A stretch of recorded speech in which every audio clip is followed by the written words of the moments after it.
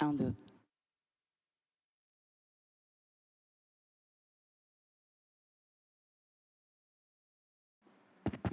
Un, deux. Un, deux.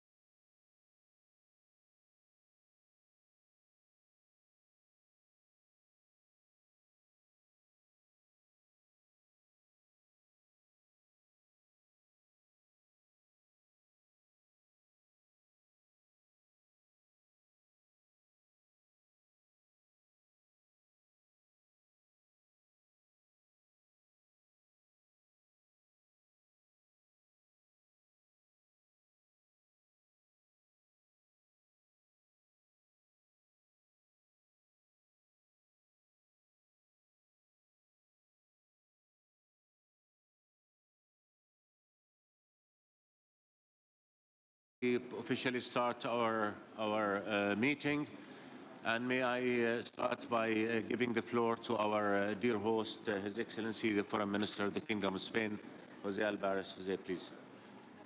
Thank you, dear Ayman. I will speak in Spanish. You have translation with your headphones. Alto representante de Representative of the European Union, dear Josep, Ministers of Foreign Affairs of the Hashemite Kingdom of Jordan, dear Ayman, Excellency, the President of the Foundation Anna Lind,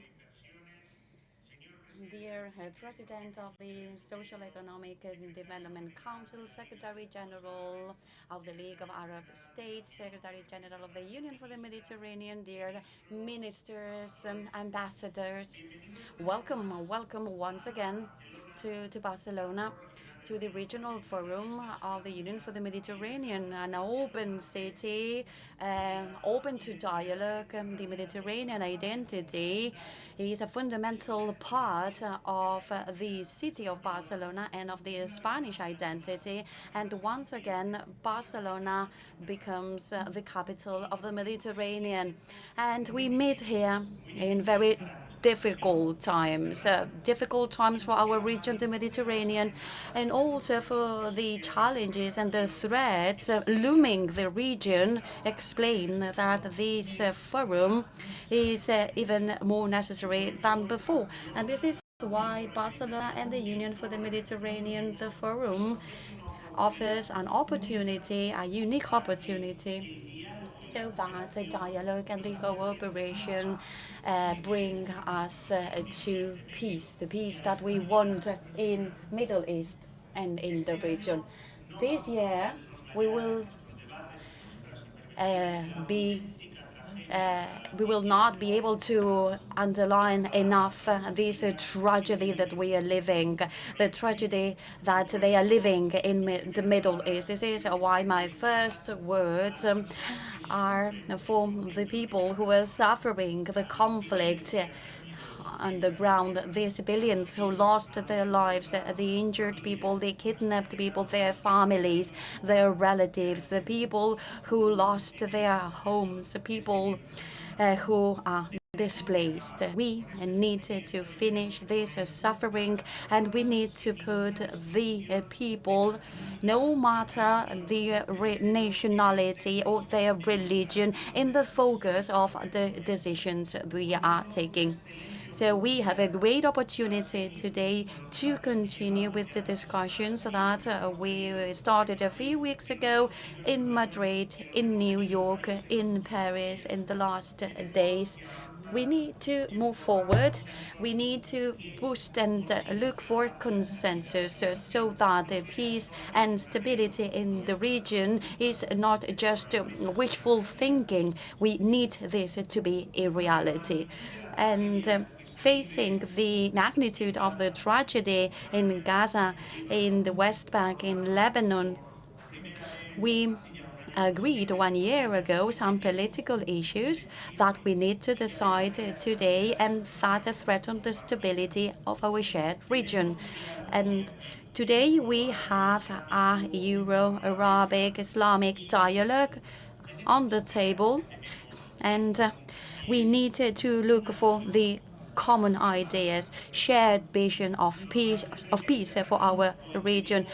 The countries of the Mediterranean agree on the humanitarian catastrophe to achieve these cease of fire, the release of the kidnapped people. And the Palestine Authority has to start the stabilization of all the Palestinian territories, and this has to start soon. also focusing on the reconstruction of the region, and so that the humanitarian aid is a success. And we will need an Arabic consensus, international and European consensus from all the stakeholders, the United Nations and UNRWA, which is still an important organization for thousands of people in Gaza and in the region. And also, we need to have a political perspective that can find a Palestine state, a guarantee for the security of Israel and all the region. So we are meeting today again in Barcelona in the last year. We've found consensus in our solution, the two-state solution, but it is not enough. We need to implement it from the theory to the practice. And the European Council has committed to take steps forward in this direction. And this is why we need to talk about this, to have European, Arabic, Islamic countries and working together.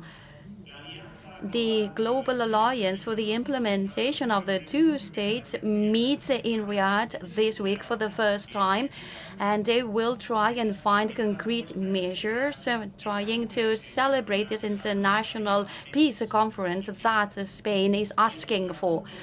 And also, but we see the reality, the deterioration of the situation in Gaza, where the living conditions right now are just unbearable, and also in Lebanon, suffering the horrors of the war and threatening its own sovereignty, and the whole region witnessing as well.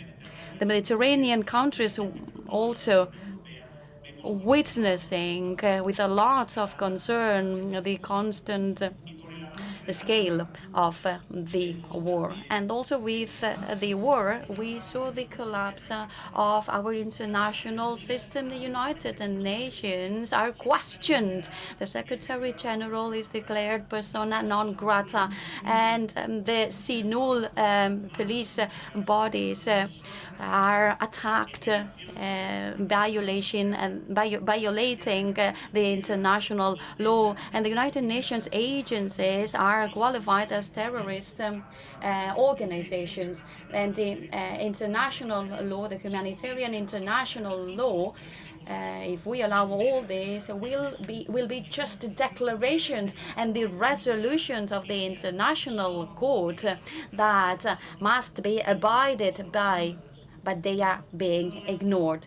And this is happening while there is another conflict shaking Europe, the illegal war in Ukraine.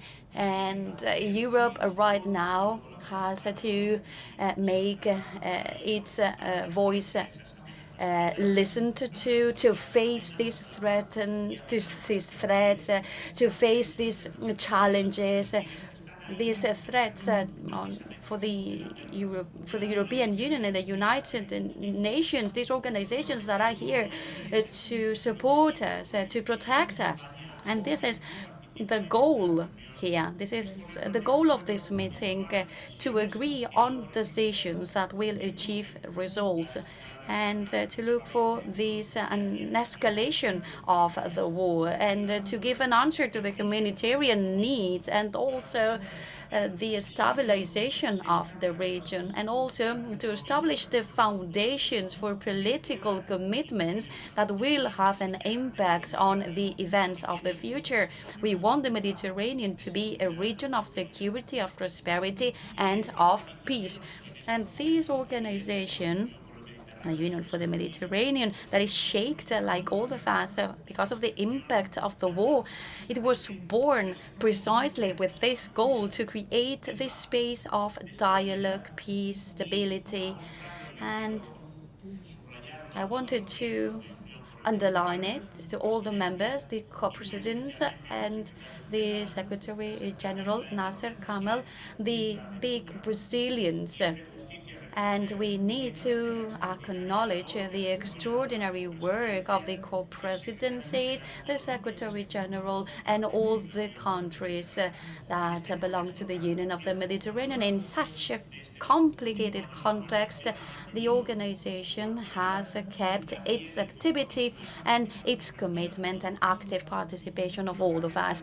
Our peace agenda, our program for the day after, have to be linked to the Union of the Mediterranean, and thinking about the future of the Mediterranean and of the Middle East, that we need to think about the goals and priorities of our regional partnership. In the last 5 years, the Mediterranean space and our citizens, we are almost 700 million people.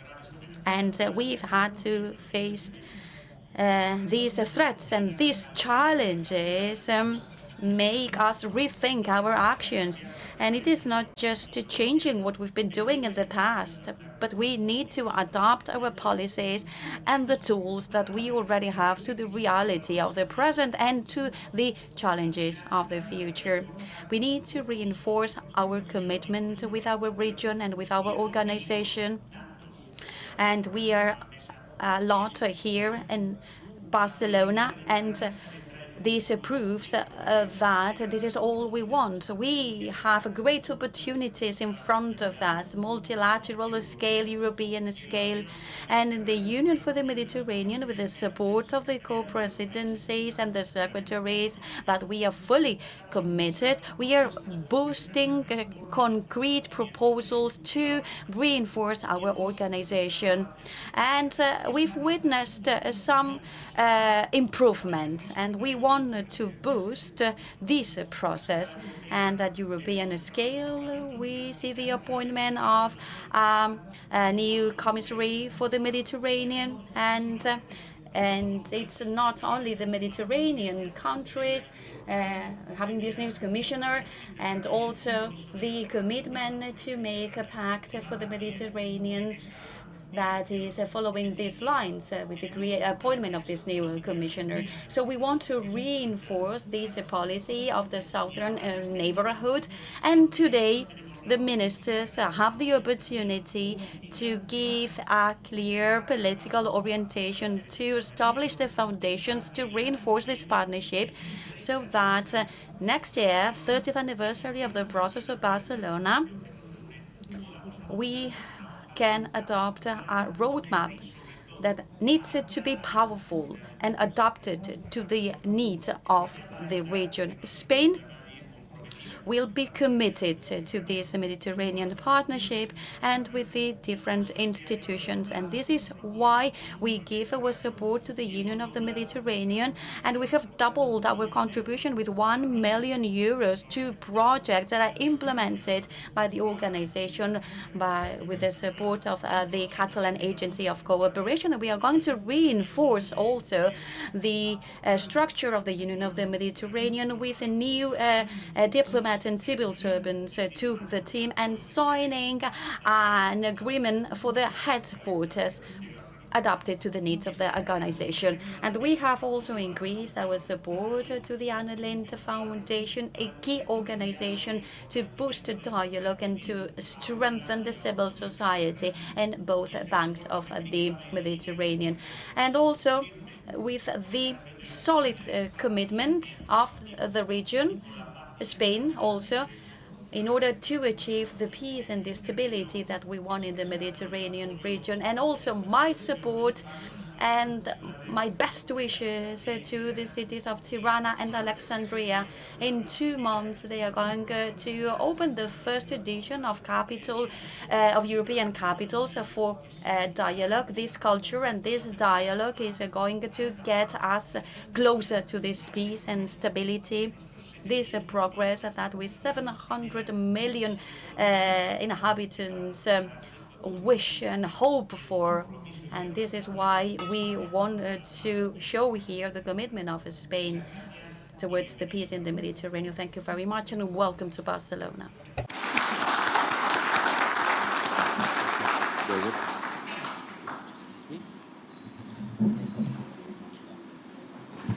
Buenos días a todos. Good Good morning. I'm going to first of all thank Spain and the Minister for the continuous support to our organization, and also for the work Spain does in favor of the Mediterranean region and the peace in the Mediterranean. I wanted to thank the attendance of Nadia Calvino, the President of the European Bank of Investment. Its contribution is going to be decisive to boost our cohesion policies in the Mediterranean region. Thank you very much, Secretary General, my co-chair, the Minister of Jordan, and all of you. We know that our common Mediterranean is on the edge. We know the dire situation. The Spanish minister has described it very well, very in detail. I am not going to repeat his explanation because I share completely his approach. Just to remind that there is another focus for us Europeans, which is Ukraine, where the Russia illegal war of aggression has existential implications for us, but it has not altered our strong commitment to our partners in the south. Not before the 7th of October, not after. Our southern neighborhood has always been one of the main points of focus for the European Union. But we know the situation on the eastern shores of the Mediterranean. We know very well how Israeli extremist ministers have engineered repeated violation of the status quo of the holy site.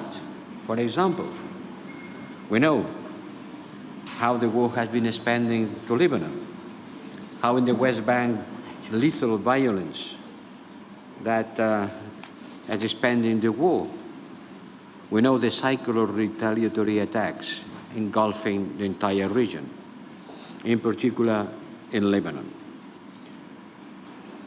In this context, the European Union called for an immediate ceasefire across the blue line and for the application of the Security Council resolutions, called for the role for the Lebanese armed forces and for UNIFIL, condemning the unacceptable attacks that the Israeli Defense Forces are doing against UNIFIL structures and personnel. But the most important concern today is the dire situation of the people in North Gaza. The most acute humanitarian crisis since the World War II. And the way this war is being taken against civilians has grave concerns and puts too many unanswered questions. All United Nations organizations, from the International Red Cross to OCHA, to World Food Programme, to World Health Organizations, are warning about the situation there. We have to do something more than just expressing concern. We should go out to this meeting with a stronger commitment to put pressure in order to stop this dramatic situation. I want also to remind you that during our last General Assembly, we launched the Global Alliance for the implementation of the two-state solution. This Global Alliance should serve as an umbrella under which all global partners can bring their contribution in order to implement the two-state solution. The key word is implementing. Stop saying that we support. Start doing. Start acting in order to make this solution implemented. And that's why I'm happy to know that on the next day is going to be the first meeting of the technical groups in order to continue this process in Riyadh, followed by a second one in Brussels, I hope, by the end of November before the end of my term. And after, others will be hosted in Cairo, Amman, Ankara, and Oslo, focusing on concrete actions and points identified by the participants. We have to remind also the situation in Iran. The Israeli retaliatory attacks against Iran, as confirmed by IDF, occurred amid severe and growing regional tensions. It is crucial to use all our channels of communication to lower these tensions and contribute to de-escalation. Before hearing your views, I want to emphasize that the Union for the Mediterranean was born out of the Barcelona process in '95, just immediately after the killing of Rabin. When the peace process was jeopardized by this assassination, here in Barcelona, the Barcelona process was launched in order to make everybody contribute to peace, stability, and security in the Mediterranean. This has to be strengthened by all means available. And today we have the opportunity to discuss what this Union for the Mediterranean can do to help to create stability. It's 15 years of the UfM.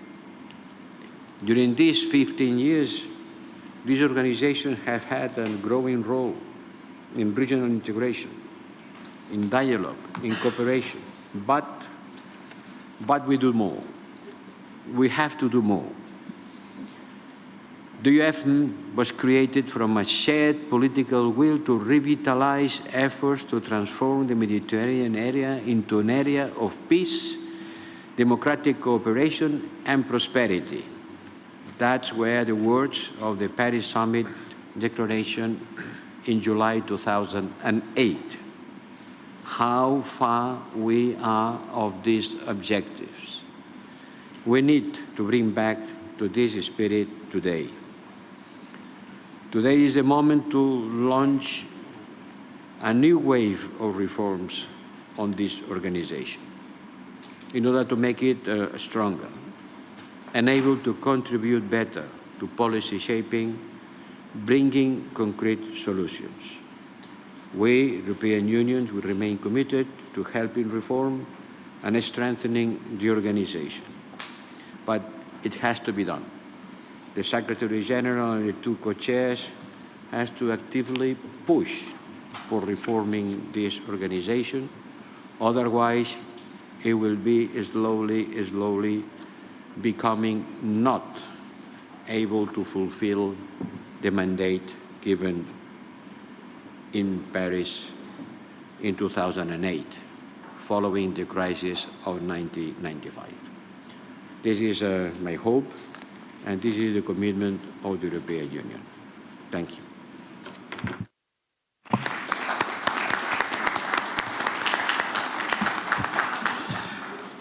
Thank you, Joseph.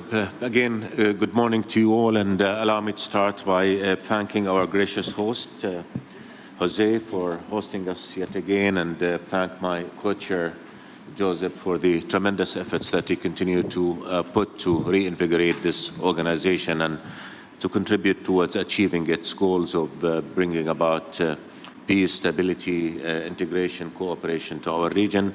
And my thank also goes to the Secretary General for his and his team's continuous work and effort to make sure that we deliver on the mission for which this organization has been established.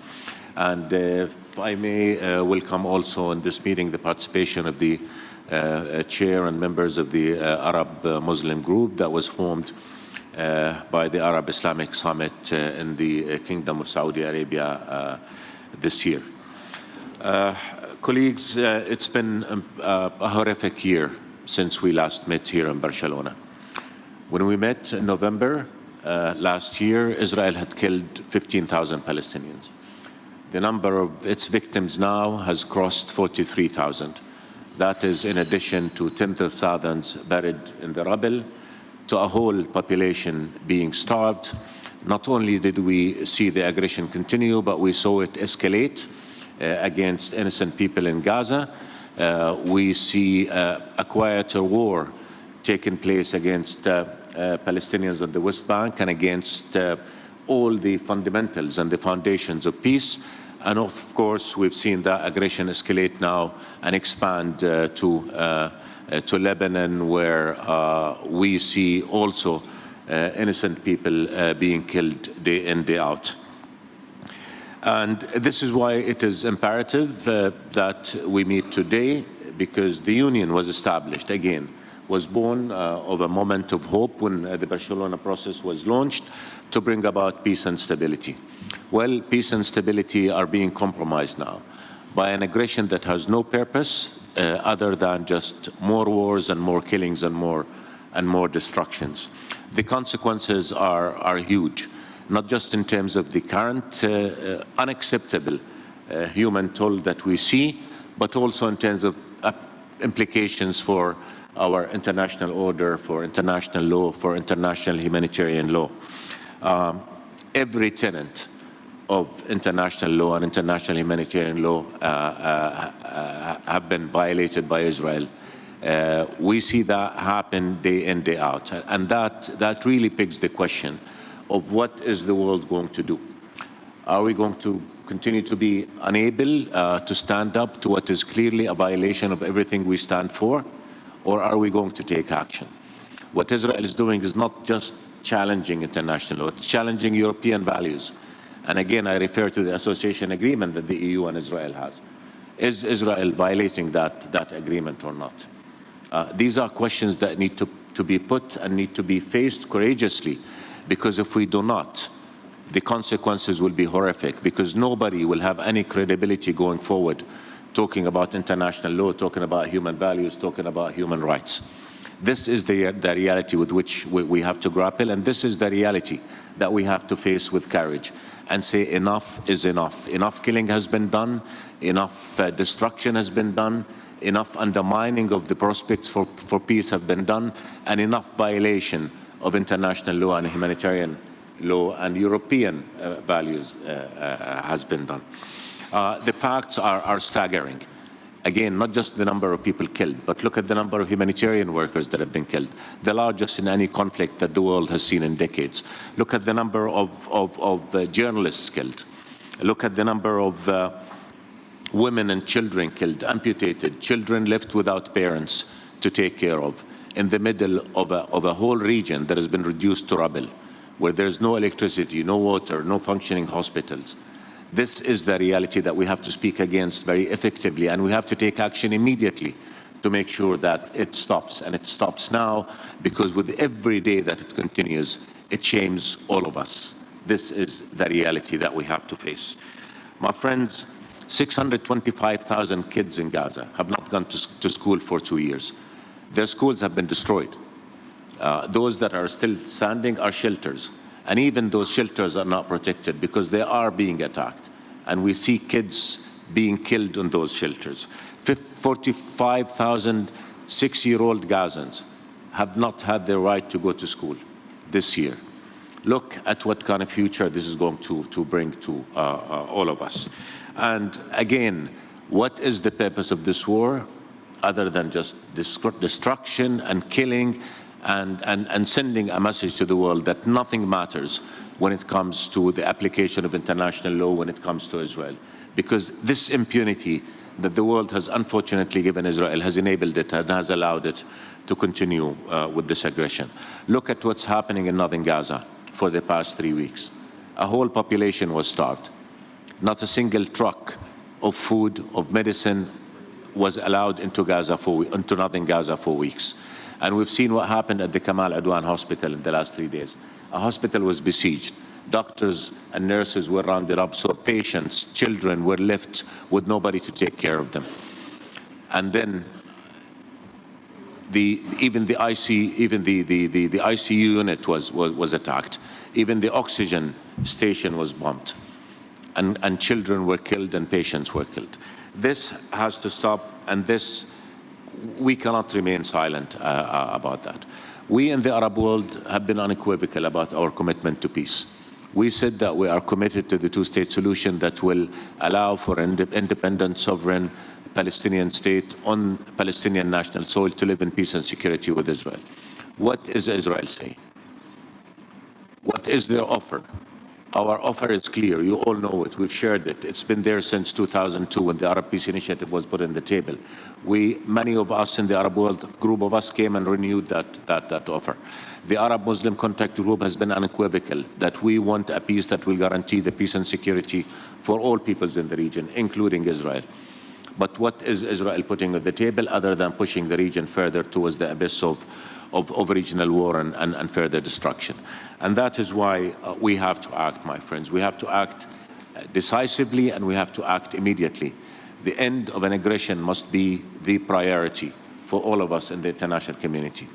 The end of using food starvation as a weapon must end. That should be a priority. Protecting international law, protecting international humanitarian law must be a priority for all of us, because if we do not protect it, as Israel is violating it, how can any one of us speak again when another country is violating international law or international humanitarian law? War will not bring security to Israel. Peace will, justice will. The path to that peace is clear. The right of the Palestinian people to self-determination has to be realized. Other than that, this vicious cycle of wars and violence will haunt us year in, year out for the future. This has been the past, and this will be the future. Because why did we have wars in the past? Because the rights of the Palestinians were not fulfilled. Unless we fulfill them, why should the scenario change? But we can change it, and we have to change it. And we change it if we all come together, if we all work together in accordance with international law, in accordance with the Charter of the UN, in accordance with our human values, and stop Israel from killing with impunity. This current Israeli government is the most radical in Israel's history. Only yesterday, a member of that government was openly calling for pushing Palestinians out of Gaza, calling for resettling Gaza, calling for pushing all Palestinians out of Palestine, out of the West Bank, and establishing what he perceives as Greater Israel. That is a sitting minister, and how could we not stand up against that and say enough, and again do all that we have to do in order to stop it? So, colleagues, again, we come here today at a very, very horrific moment in our human history. Action is needed, and action is needed now.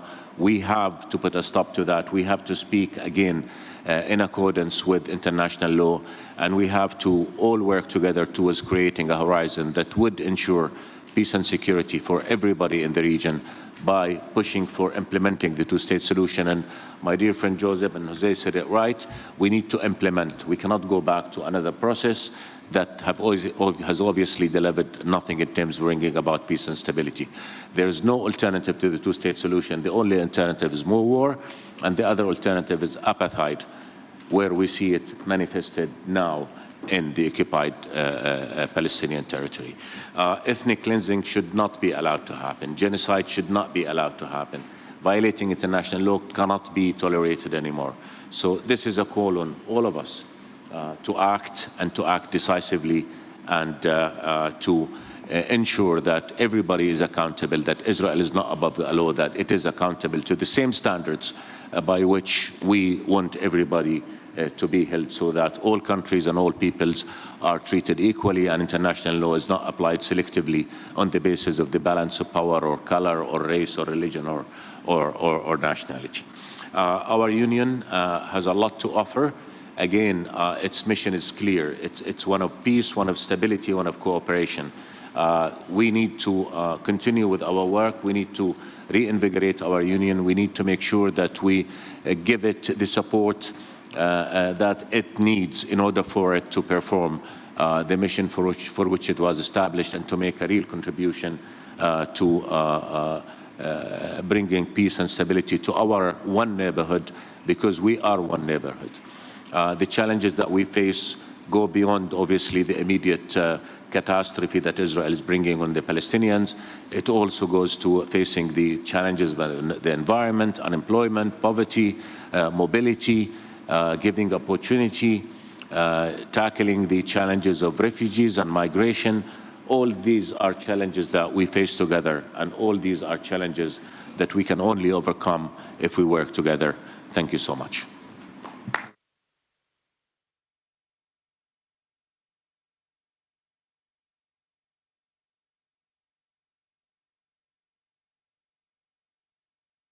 Goes to the Secretary General of the Union. Ambassador, please, the floor is yours. Thank you.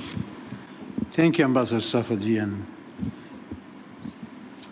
and thank you, Vice President Borrell, and also my dear Minister Alvarez, Royal Highness, and all the distinguished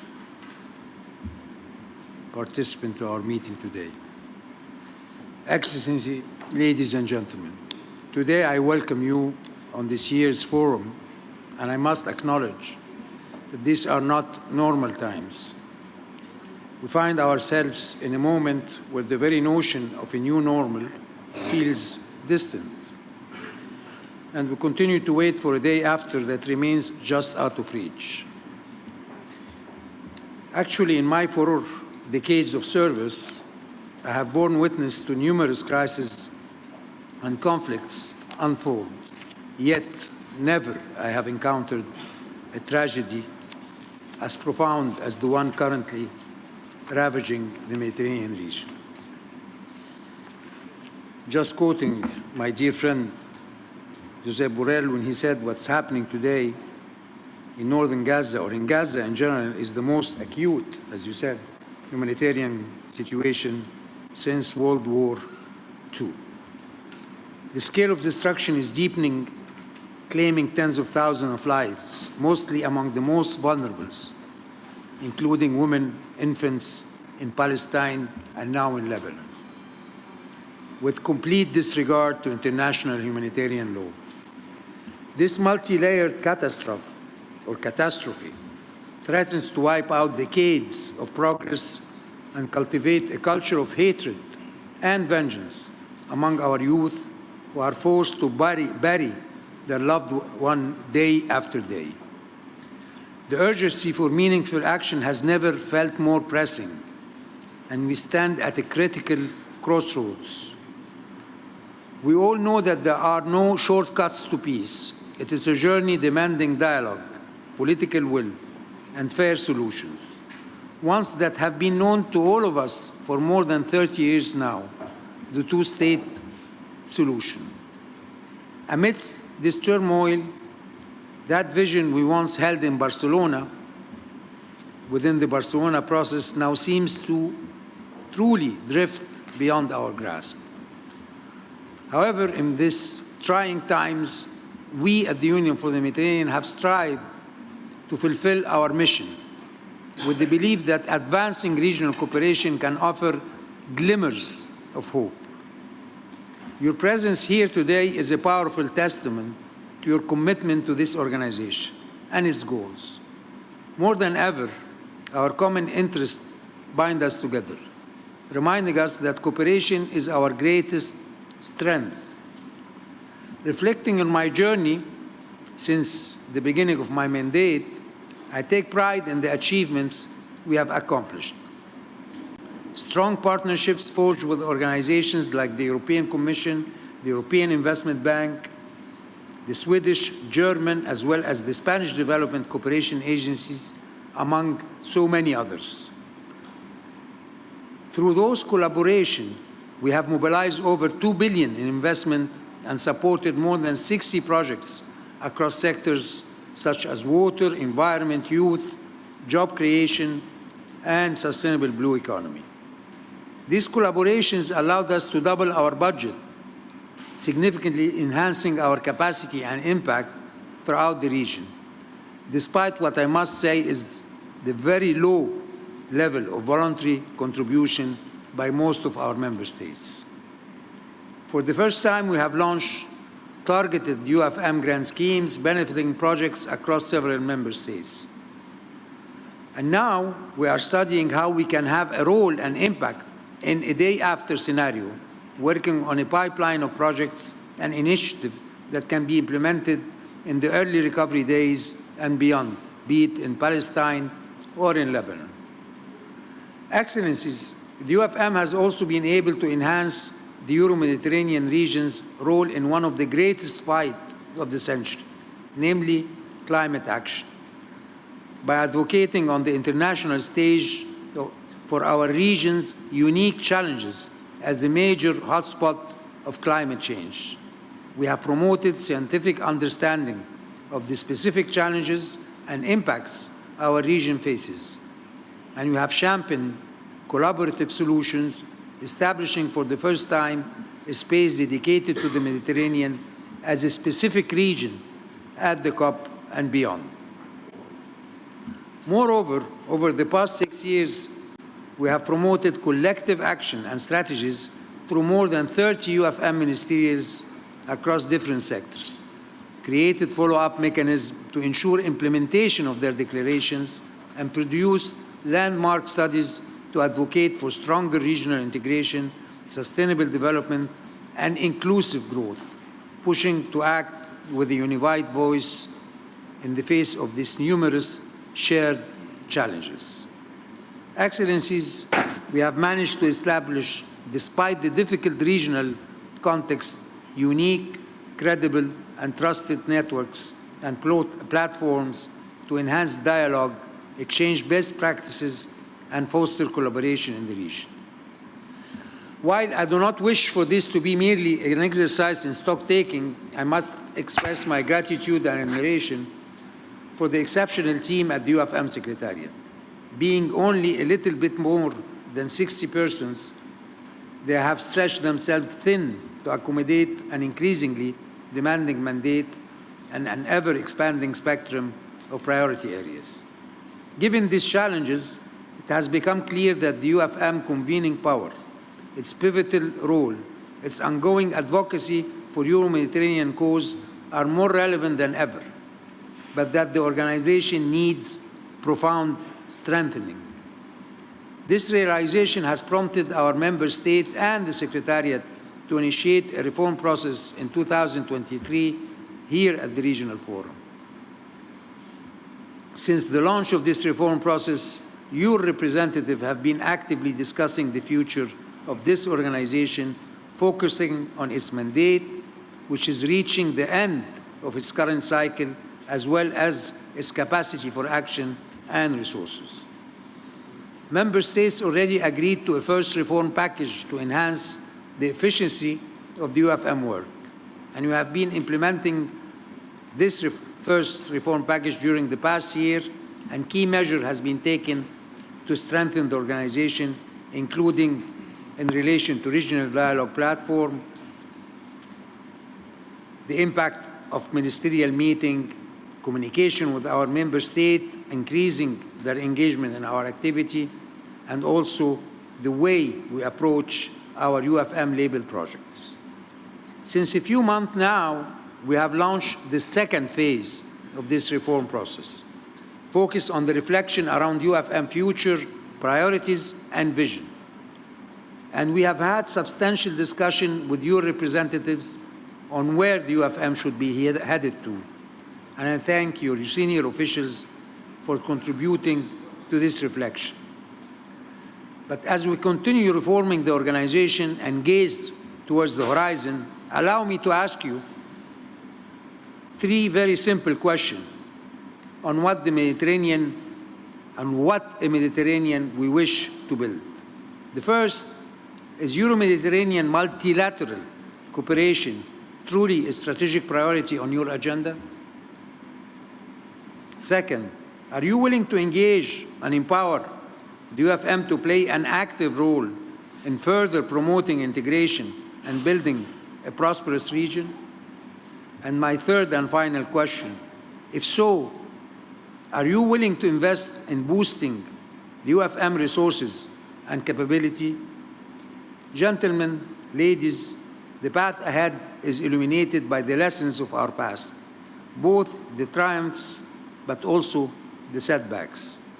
It is imperative that we craft a new vision for our regional cooperation in the Mediterranean, one that is comprehensive, structured, and coherent, rather than simply settling for the mere management of bilateral relations between the two shores of the Mediterranean.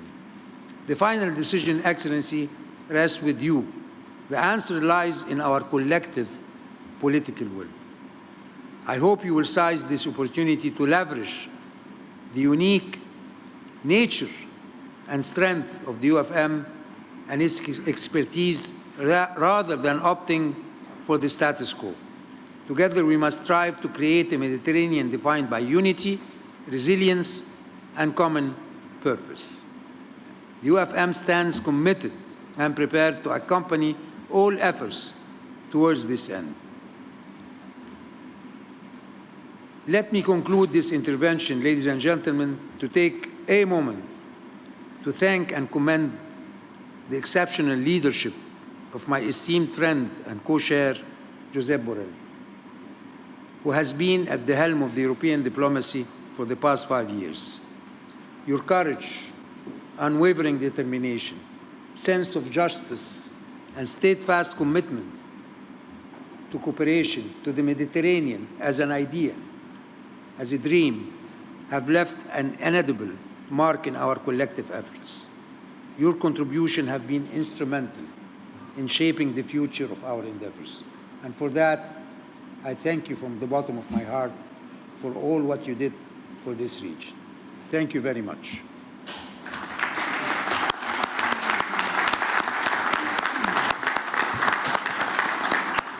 Thank you so much. We'll have 3 more interventions before in the opening session before we go to the ministerial debates. And allow me now to give the floor to the presidency of the Arab Summit, His Excellency the Foreign Minister of Bahrain, Adir Abdul Latif. Please, the floor is yours. Thank you, Your Excellency. The presidency is really with Saudi Arabia, but being here,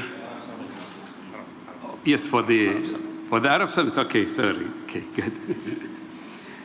Your Excellencies, my dear friend and brother, really, Jose, Your Excellency Ayman, Your Excellency Joseph Borrell, Nasser, ladies and gentlemen, good morning.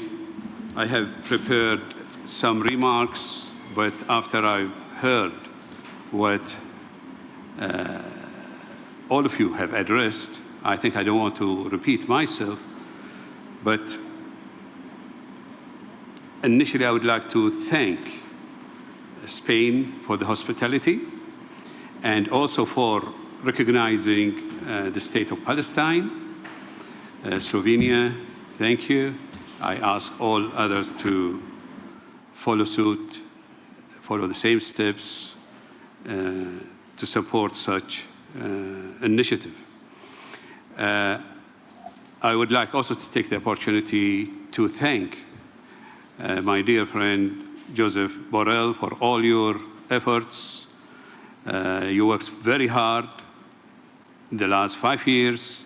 You have demonstrated how important it is to stand by values.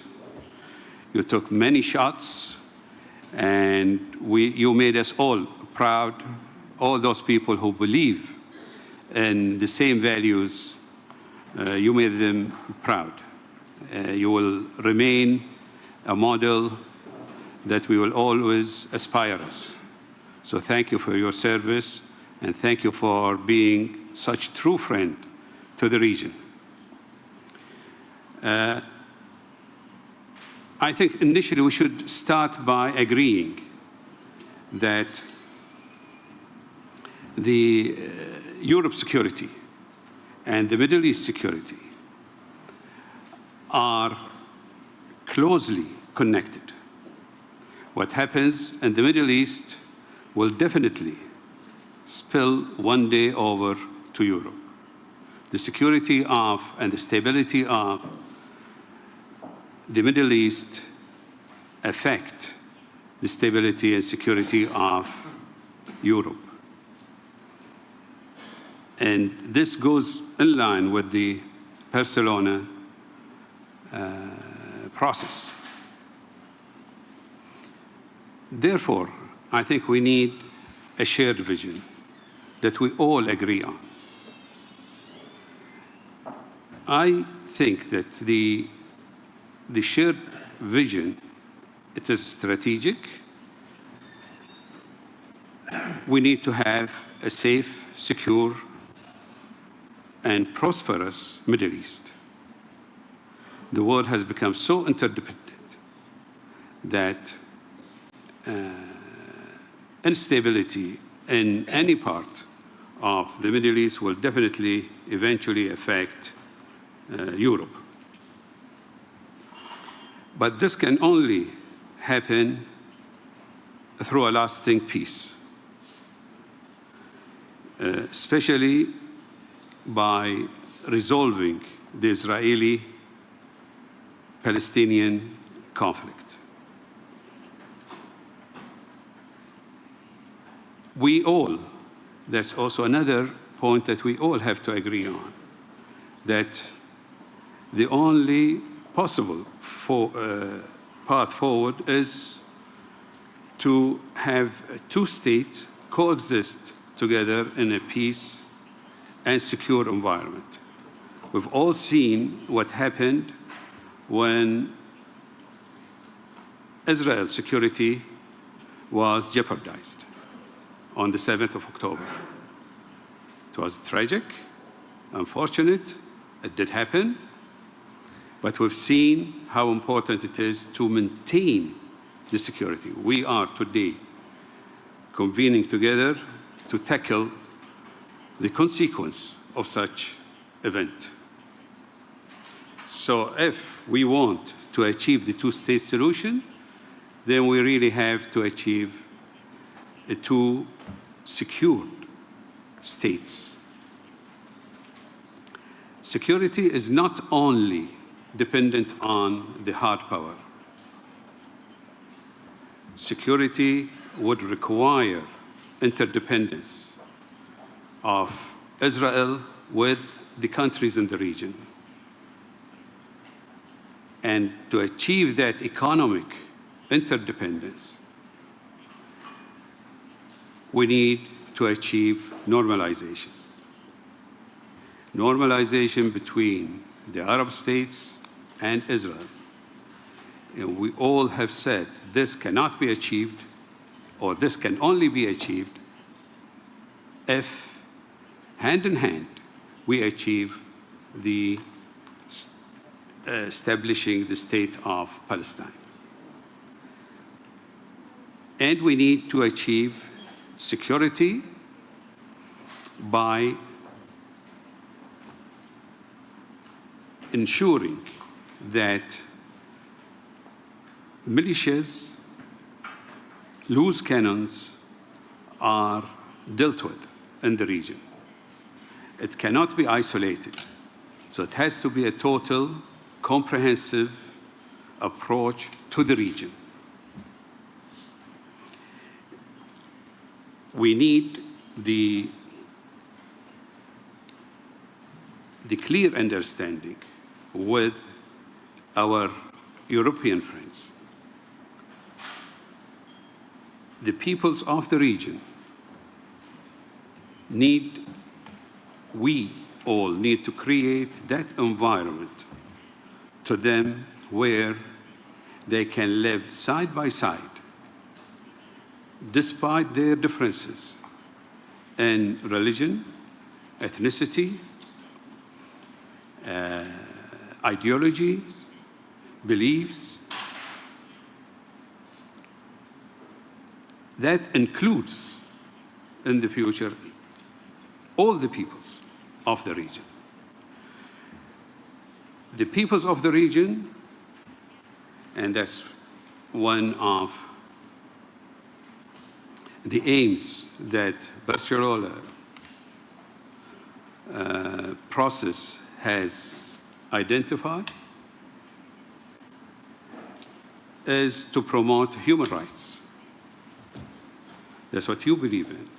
We've talked about, and all my colleagues talked about, security, stability, and the need for a ceasefire or stopping the war on Gaza, and the need to quickly reach a point where we can exchange or release hostages, allow the inflow of humanitarian supports. We've seen that the war on Gaza has spilled over to Lebanon, and we all believe that the best way to achieve a resolution to this conflict is by implementing 1701, Security Council Resolution 1701, and Taif Accord. We think that Security Council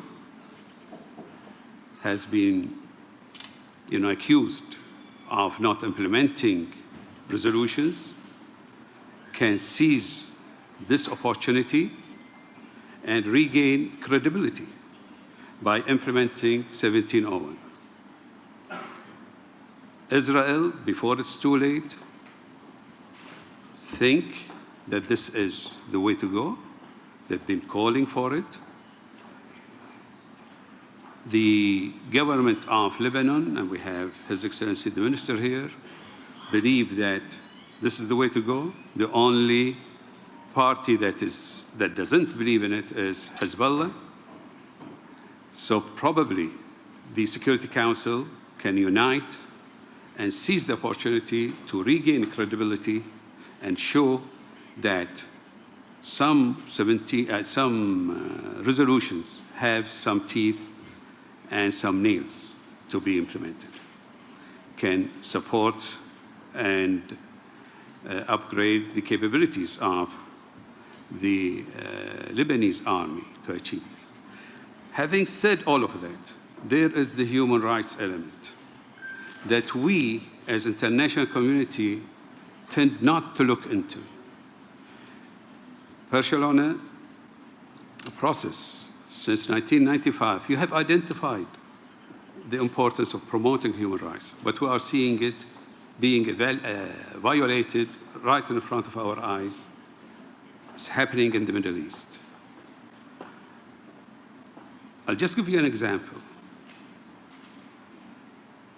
Right now, in the Middle East, according to the UNESCO statistics of 2018, and that was even before Gaza war, before the crisis in Sudan, the number of children in the age category between 5 years old to 15 years old that are out of school are 12 million youth, young people.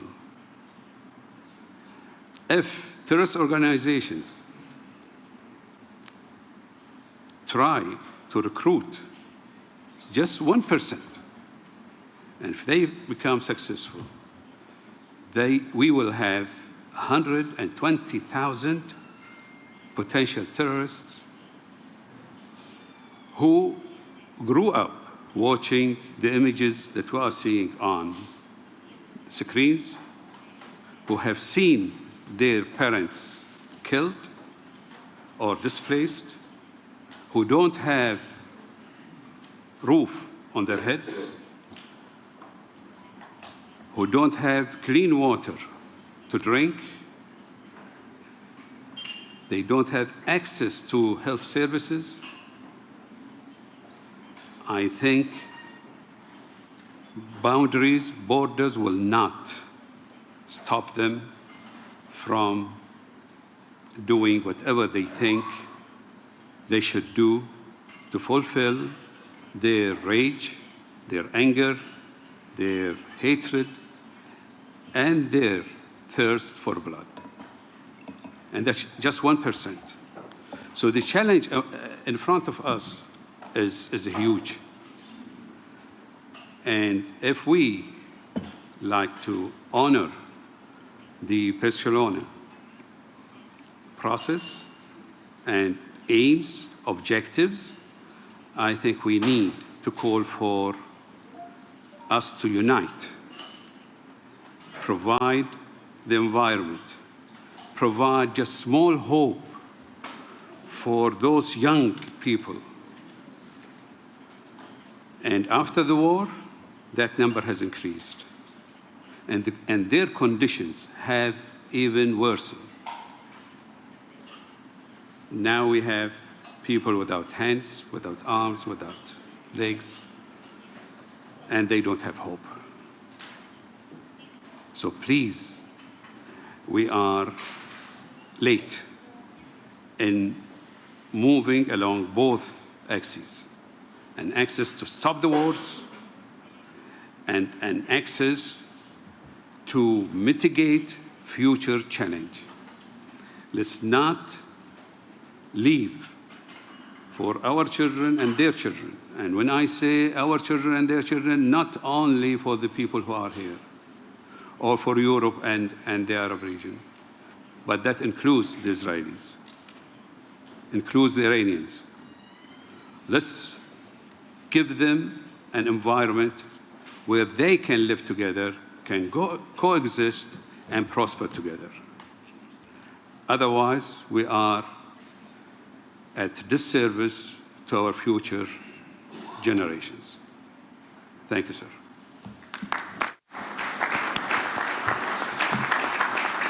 Thank you so much, Excellency. And now I give the floor to the chair of the Arab Muslim Committee to end the war on Gaza, the Deputy Foreign Minister of the Kingdom of Saudi Arabia. Dear Walid, please, the floor is yours.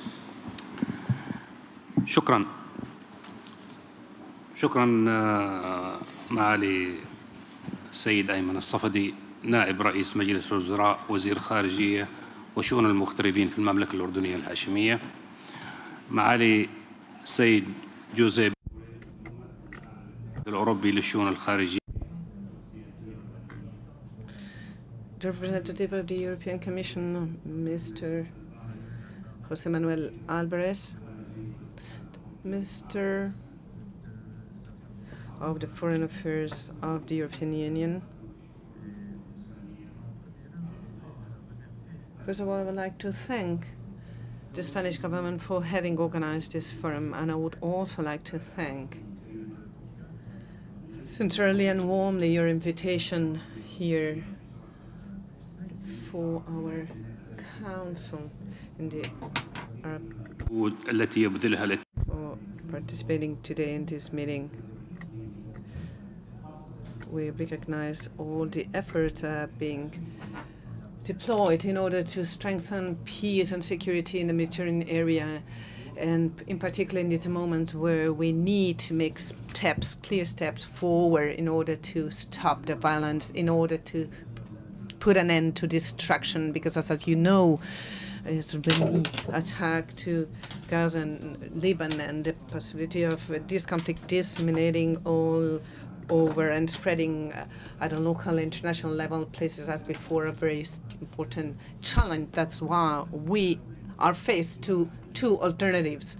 It's either the international community starts working effectively in order to strengthen international law and in order to reach and achieve the two-state solution. It's either we will be faced in this international society to doing nothing, and we will be facing huge challenges in the future with regards to peace and stability in the region, because as you know, the crisis we are witnessing in Palestine and in Lebanon, it's unbearable. We cannot bear anymore. We cannot stand in front of this important escalation in violence, because we're seeing human beings that are being killed, human beings that need to leave their homes and need to take refuge, and in front of the violation of international law by Israel. And this is done without any measure and without any regret against those not respecting international law. And that's why we all know there have been a lot of attacks against the United Nations workers, in, for instance, in UNWRA in the region and in other places. And this is a challenge, and it's a threat, and it's a huge threat in front of and against peace and prosperity. And you can see the spreading of this violence of the illegal colonies in Palestinian region, in the West Bank and in around Jerusalem, is also threatening peace and prosperity in the region. That's why we need urgently put an end to this rise in violence and destruction as soon as possible. It's clear, my dear Hamish, that our discourses are not good enough in order to stop this violence. That's why we need to make clear, strong and brave decisions. And that's why we have organized the first meeting among the peace building in the initiative, the 3rd October in Saudi Arabia, in order to be able to solve this problem. But I think that the meeting in Riyadh will be a decisive step forward in order to truly be able to reach our objectives, which would be ceasefire, liberation of all hostages, and be able for humanitarian aid to reach the population in order to start working on the two-state solution to be implemented, which is a key pillar for a future of peace and prosperity in the region and for everyone. In the region, I think that the two-state solution is the only way forward in order to make progress towards a long-lasting peace, in order to allow Palestinian people to be able to decide on their independent state. It's the only solution that really guarantees the peace in the region. Otherwise, we will be falling into this spiral of violence that will be never ended. And just to conclude, we are completely committed to work towards this in order to transform words and discourses into acts, clear reality in the whole region. Thank you very much. The floor to Her Royal Highness Princess Reem Ali, President of the Ireland Foundation. Your Royal Highness, the floor is yours. Thank you, Your Excellency. Your Excellencies, ladies and gentlemen, because the situation in our region makes it impossible to conduct business as usual, I wholeheartedly support the decision to discuss today the impact of the current war in the heart of our Euro-Mediterranean region. And I would ask that we have a special thought for all the people who have been killed in Palestine, Lebanon, Syria, and Israel.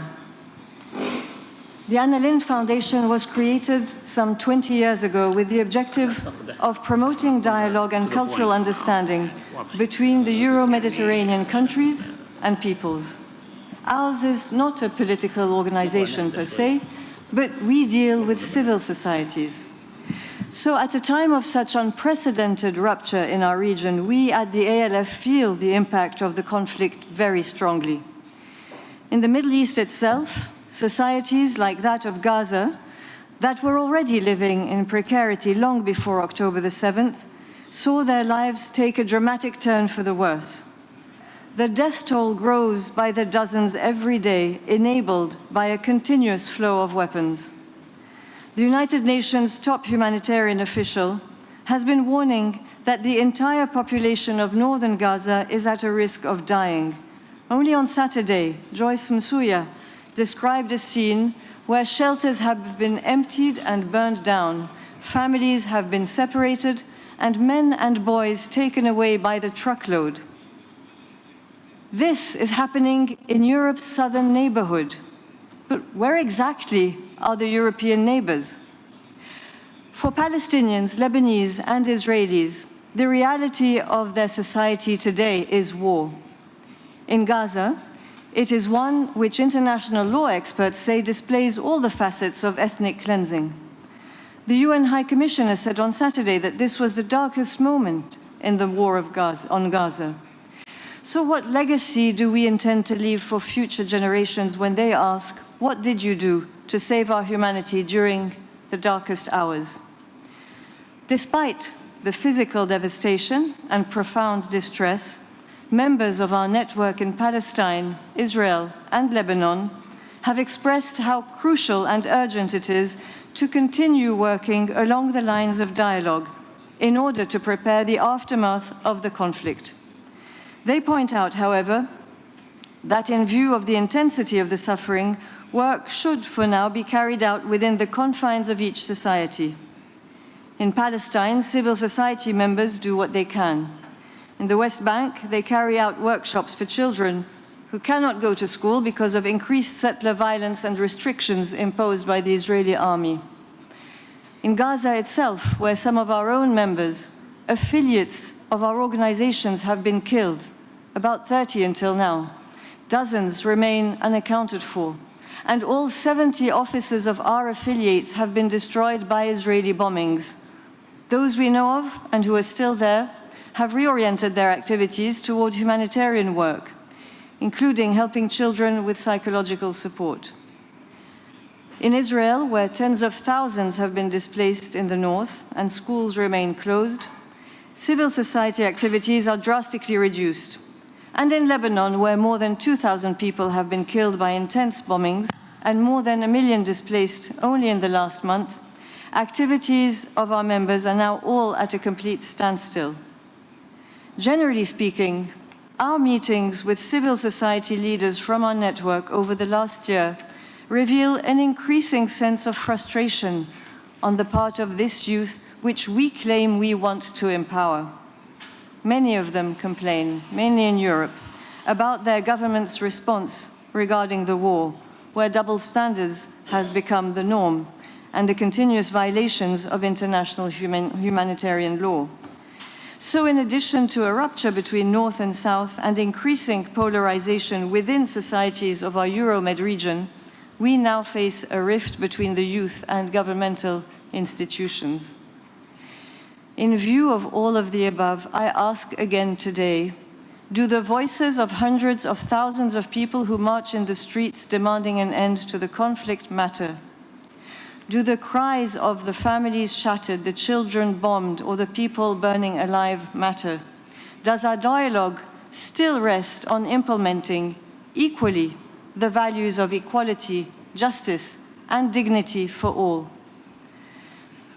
The challenge that all of us face is, how do we reconcile our work with the values we claim to uphold and the realities before us? It is time to invest more in the work done by civil societies, which is firmly rooted in these values. These civil society organizations fight through concrete activities the inequalities that fuel extremist ideologies of all kinds and counter divisive acts and discourse. They are asking, as made clear by the Civil Society Declaration announced yesterday here in Barcelona, for a civil society-led peace process. We welcome the creation of the Office for the Commissioner of the Mediterranean, with the goals of fostering deeper cooperation between the European Union and the southern Mediterranean countries. The Pact for the Mediterranean will mainly focus on investment facilitation, trade promotion, and job creation. The work on dialogue that the ALF does with the 4,500 civil society entities under its umbrella is likewise very concrete.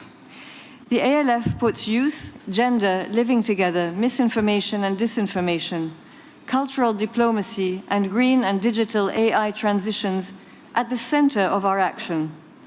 All of our programs are designed to replace negative mutual perceptions with mutual knowledge and understanding.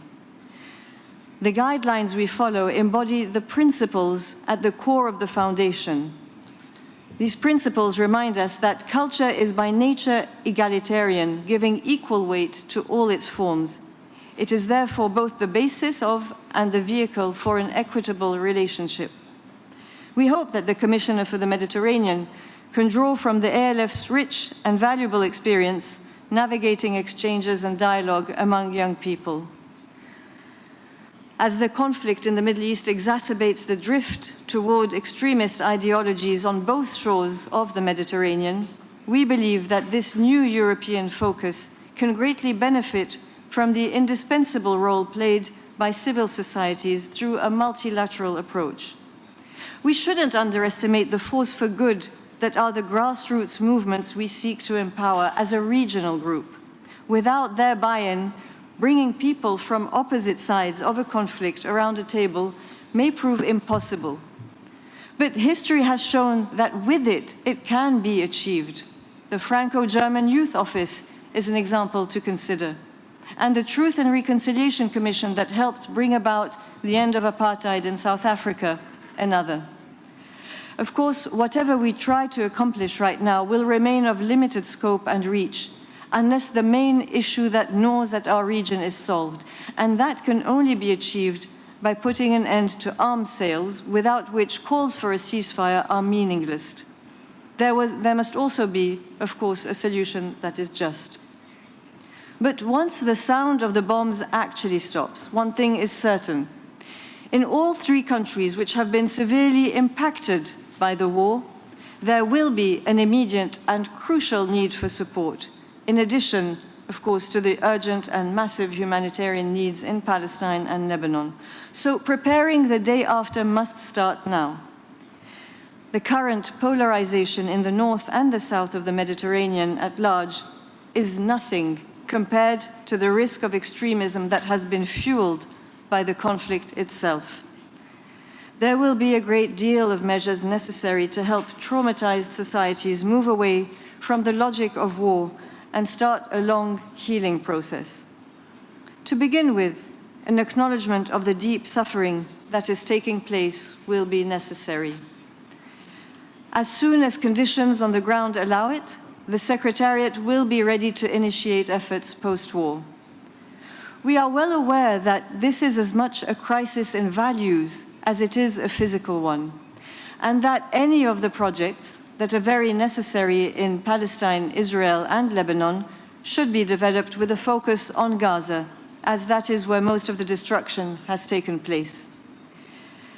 As the European Union is called upon to rebuild Gaza's physical infrastructures, it will also be important to work together with other Euro-Mediterranean countries through long-term collaborations and partnerships, promoting cultural resilience by reshaping perceptions and cultural narratives, more importantly, by healing wounds and reinstating hope.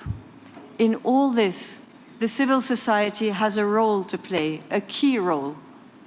Creating resilience labs, the youth can explore creative solutions to rebuild their communities, empowering them to become agents of change in post-war reconstruction.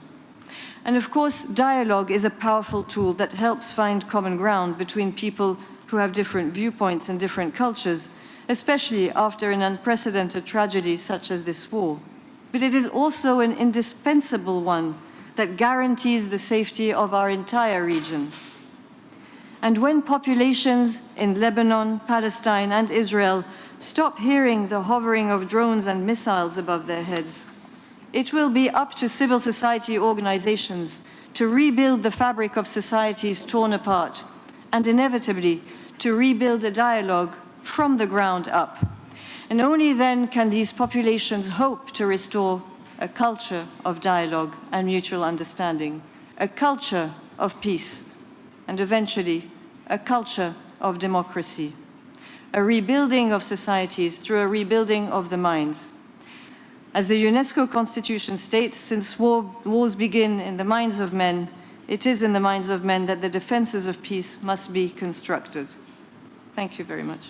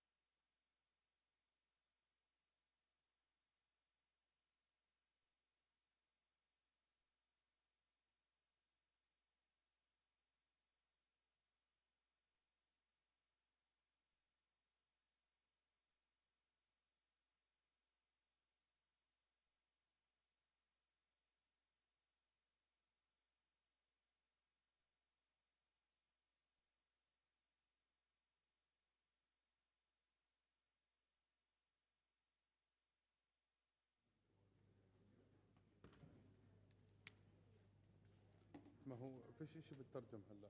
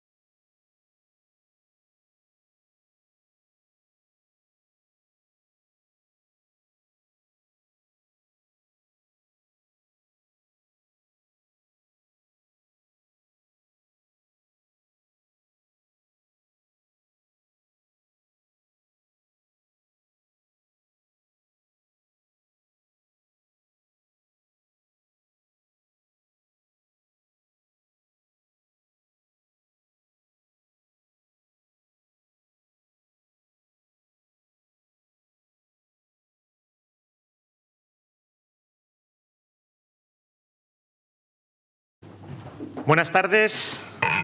Good afternoon. As you know, we're gathered here together in Barcelona, at the capital of the Mediterranean, at the Regional Forum of the Union for the Mediterranean, which is focused on the Middle East situation, the dramatic situation in Gaza, Lebanon, the perspectives of the future. And this is a forum in which we have had the invitation of the contact group of the Arab League for Gaza and the Islamic Conference. And I would like to thank for the kind welcome that Barcelona has received us, as they do every single year.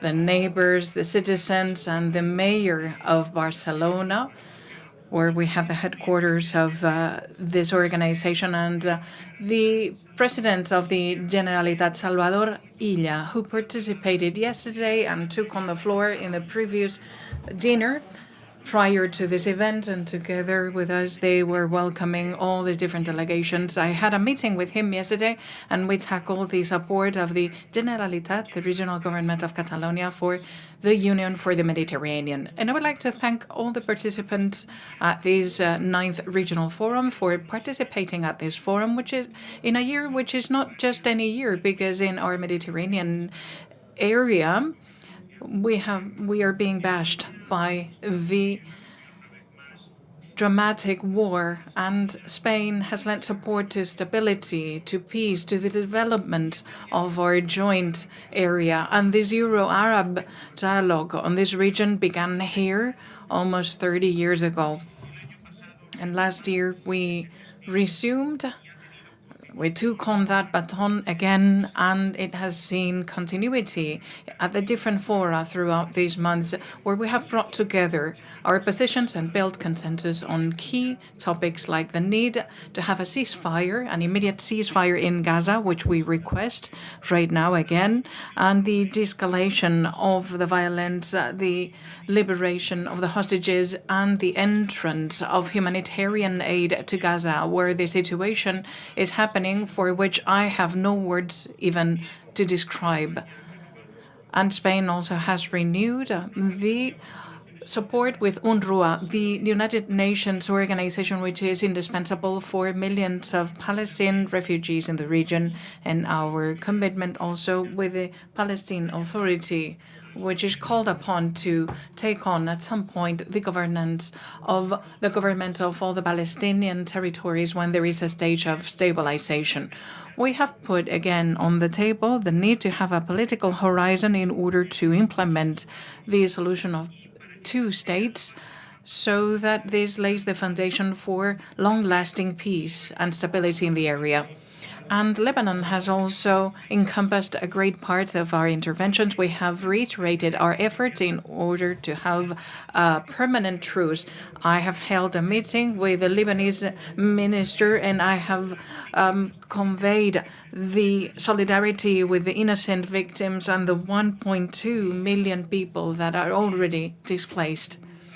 And we have also made ourselves readily available to do everything in our power in order to implement the 17th resolution of the Council for Security, which has all the necessary provisions in order to make sure that all refugees are returned to their areas. And we condemn the attacks to the FINUL, Blue Helmet, and the launching of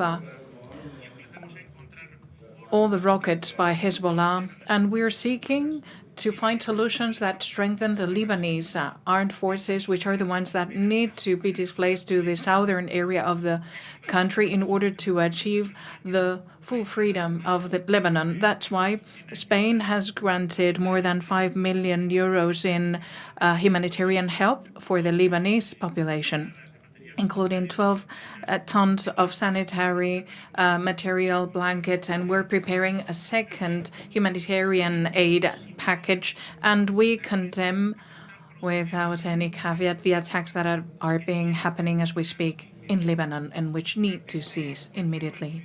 During this meeting, I could attest to the great concern by all of us sitting around the table because of the violence in this region, and very especially because of the escalation of violence. On Saturday, we saw a new episode between Iran and Israel, and it leads to Spain to ask for contention or containment by all parties in order to avoid a regional escalation and regional war.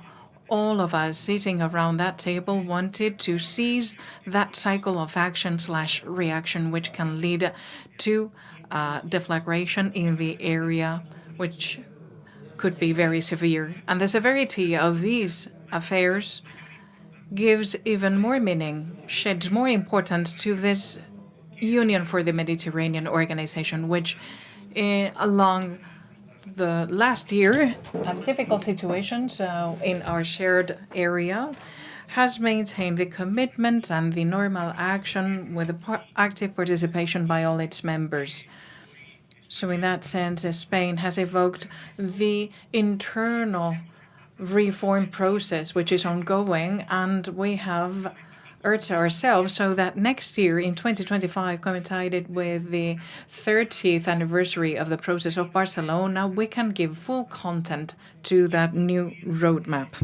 And I would like to conclude by expressing a very special thanks to both co-presidents, Josep Borrell, and it has been a great co-presidency throughout these years, and he has been a very important senior official in order to place the Mediterranean at the center of the European agenda and in order to fight for the peace that we seek for at the Mediterranean and Middle East. And also my Ayman Safadi, who is always a very weighed voice, undoubtedly fighting for the peace, and Nasser Kamel, the Secretary General of the Union for the Mediterranean, for the great urge in order to organize yet another regional forum in Barcelona. And we come out of here with a clear idea of initiatives that can strengthen this organization further and which are going to achieve more stability and peace in the Middle East.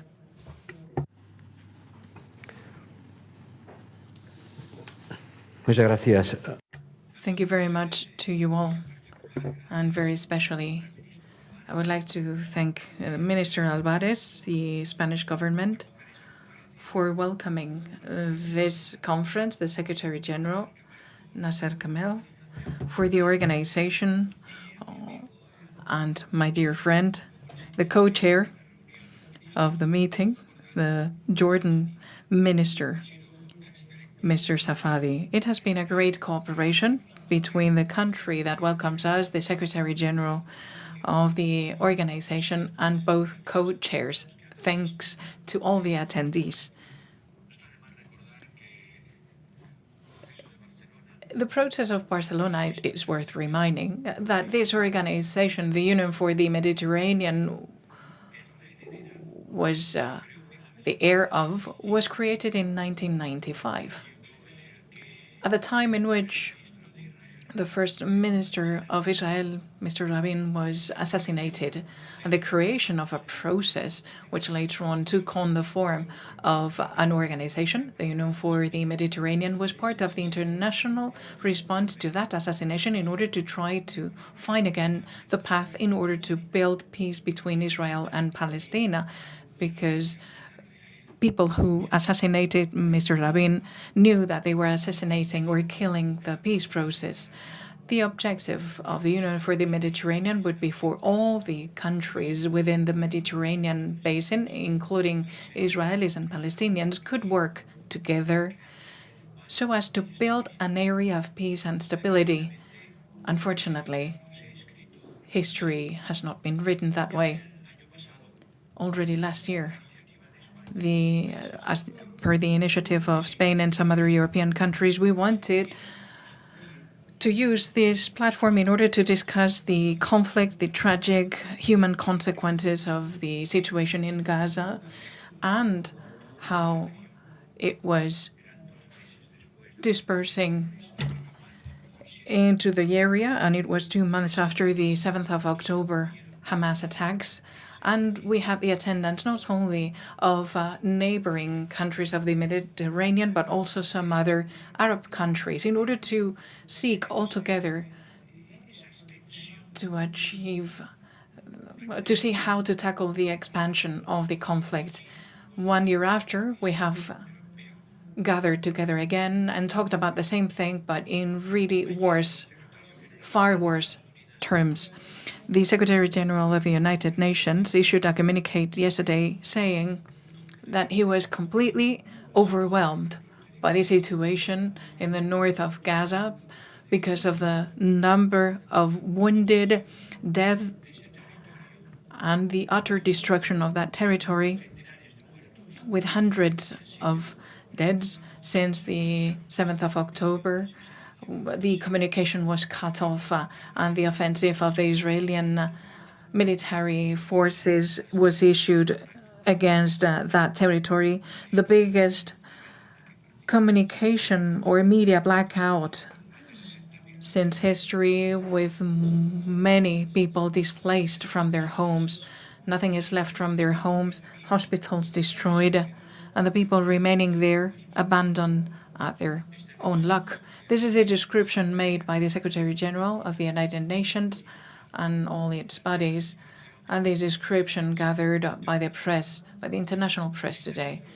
And this has been sort of like the background of our discussion, a discussion in which all of us, or almost all of us, have regretted deeply the situation I have just described, expressed their concerns, and tried to seek for solutions that avoid the escalation of hostilities in the West Bank and Lebanon.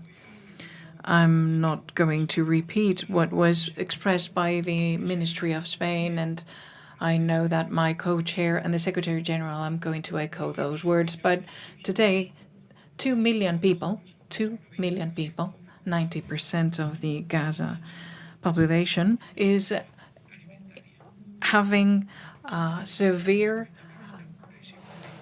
food security situation, and they're suffering from hunger, from famine, and this situation cannot be completed without taking into consideration the situation of hospitals, which are completely destroyed, and without international observers that can provide with additional information. It's true that Israel always justifies the attacks because where they introduce the attacks, they think that there is a terrorist.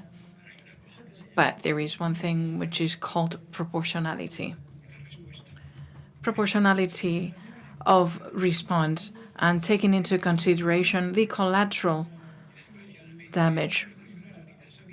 And unfortunately, the United Nations advised that the number of people suffering from acute malnutrition, which is the way in which we refer to famine, can multiply by 3 in the next few months. And here we have all rejected any kind of forced displacement by the Palestinians remaining in Gaza, especially those which can be pushed from the West Bank to Jordania.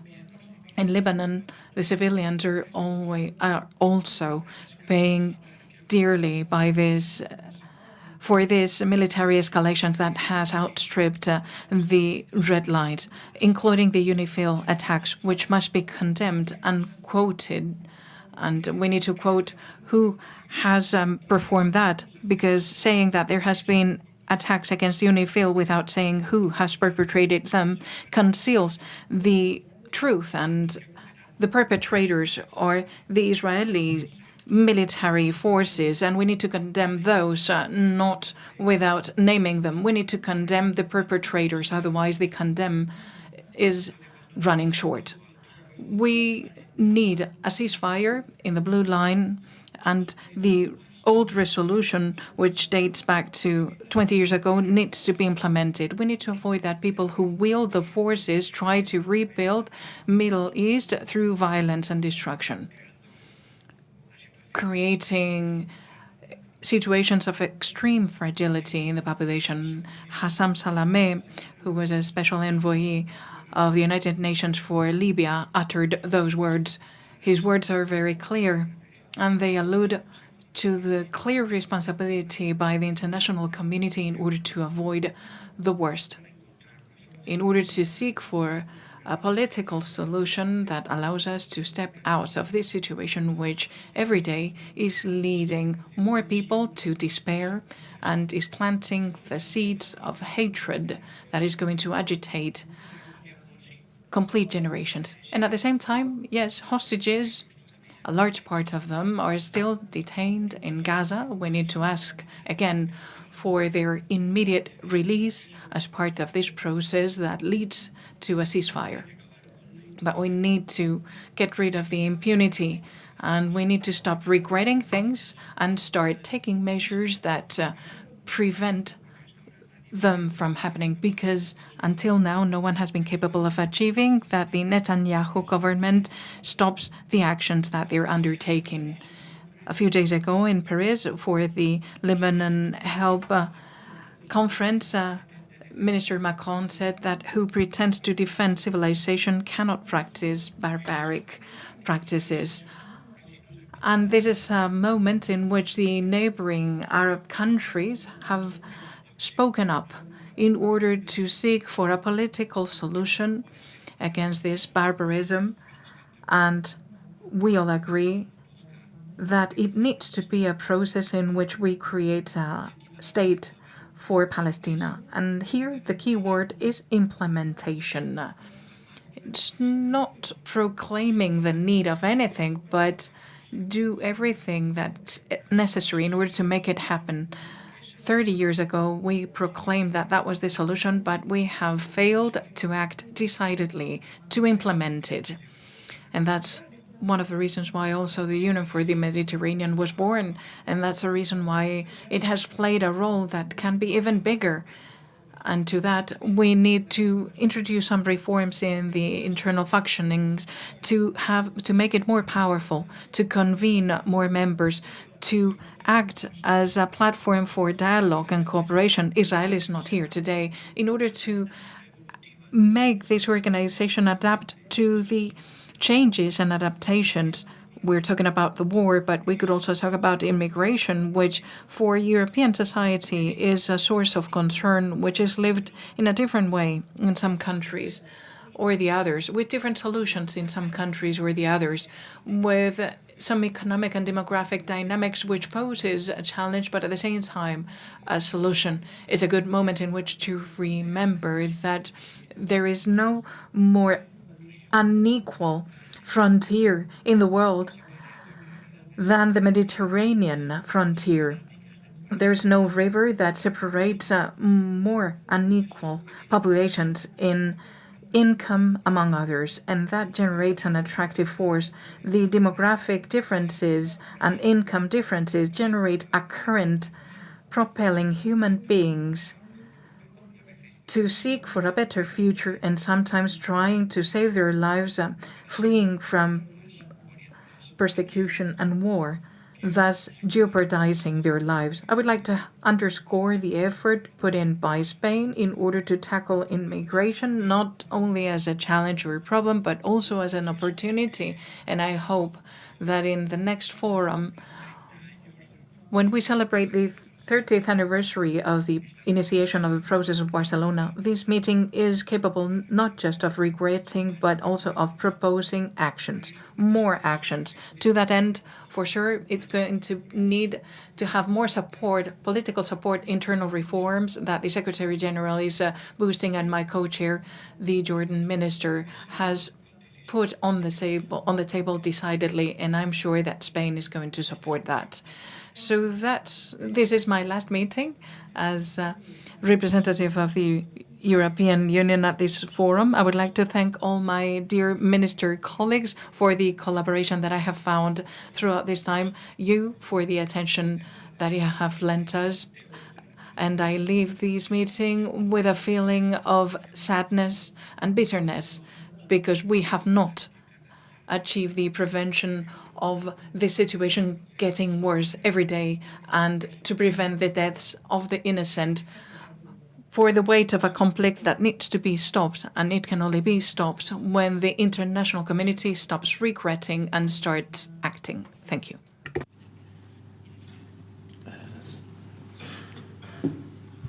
بسم الله الرحمن الرحيم. In the name of God, the merciful. Good evening, everyone. The Union for the Mediterranean was actually founded as a result of the Barcelona process in order to enshrine peace and stability and build a better future for the people of the both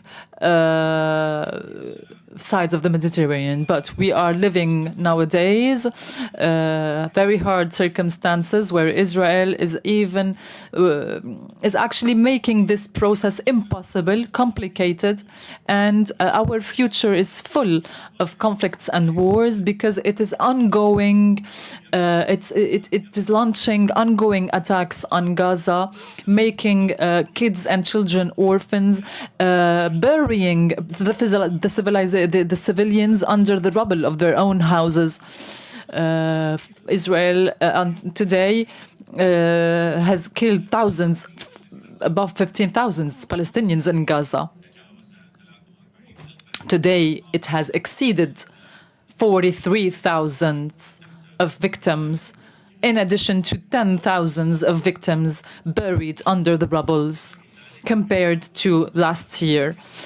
So Israel was able to do this and to perpetrate this because the international community allowed it to do it. It did not implement the Charter of the United Nations, it did not implement the international resolutions, and all this impunity allowed Israel to commit war crimes and to challenge all the international resolutions and laws. We are today, while the Israeli Knesset has met today and drafted 2 laws, knowing that UNRWA, the laws actually stipulate the prohibiting UNRWA from working in the Palestinian territories. The Israeli government is challenging the international resolutions and is prohibiting the work of an international UN agency. This is unprecedented, and this cannot go on without any response from the international community, not only to protect the children, the Palestinian children that will be deprived from the aid and from the schools, but also if UNRWA did not open the schools that Israel actually destroyed in Gaza, but also all of this aims at protecting what is left from the United Nations and from the humanitarian international law. Will the world accept this blunt challenging of its will and of the agency that was founded by the international community? If it is so, let us recognize there is no more credibility of the international laws anymore, and there is no credibility of any talks about implementing the international laws. We are meeting today while Israel is still perpetrating war crimes in North Gaza, deprived from medical aid, deprived from humanitarian aid. It destroyed Kamal Adwan Hospital, besieged the inhabitants. They prohibited nurses and medical care, killing children, including the son of the hospital manager. Let's name things. Let's put the names on the crimes. Israel is committing ethnic cleansing. It is killing children. It is depriving them from medicine. It is prohibiting UNRWA from doing its work. It is using hunger as a war weapon. It is bombing mosques and churches. The International Criminal Court is actually has issued its opinion on this. It is a genocide, and now this destruction is also carried out in Lebanon. Thousands of victims, villages that are being destroyed, and until now there is no resolution from the Security Council that actually explicitly prohibits all these crimes. And those who are talking and those who actually raise their voices are being targeted, are being persecuted. We have seen this against Spain, against the French president. Israel is doing this because there is impunity. Nobody is actually an obstacle, and nobody is doing anything in order to protect these children deprived from their world, from their life, from their schools, from their right of decent life, education. This is the situation we are living nowadays. Our call to all our partners in the UfM. Europe was actually founded based on international laws. Europe knows what it means to implement the law. How is it possible still? This is why we call upon our partners in the UfM and in the international community. Please do something to save what can be saved still from the international law, from the credibility of our international agencies. Because in Israel, we have an extremist government. Yesterday, a minister, an actually active minister in the government, recognized by the whole world, a minister is still calling for ethnic cleansing and genocide. We are calling upon our partners in the European Union to actually prevent this war, to prevent destruction. We have to stop selling weapons and munitions. We have to impose sanctions. We have to protect our region, because everyone that is happening in our region will reflect in whole Europe. And thank you. I won't add more than what has been said by our co-chair and my dear friend, the Foreign Minister of Spain, just to thank Spain for hosting this meeting and for our co-chair for steering the activity of our organization, including the meeting today. Unfortunately, as mentioned by the three of them, we have met against the backdrop of terrible tragedy. So I'm not going to dwell on what has been said in terms of the tragedy that is ravaging throughout the Middle East, first on October the 7th, then in Gaza, West Bank, and now in Lebanon.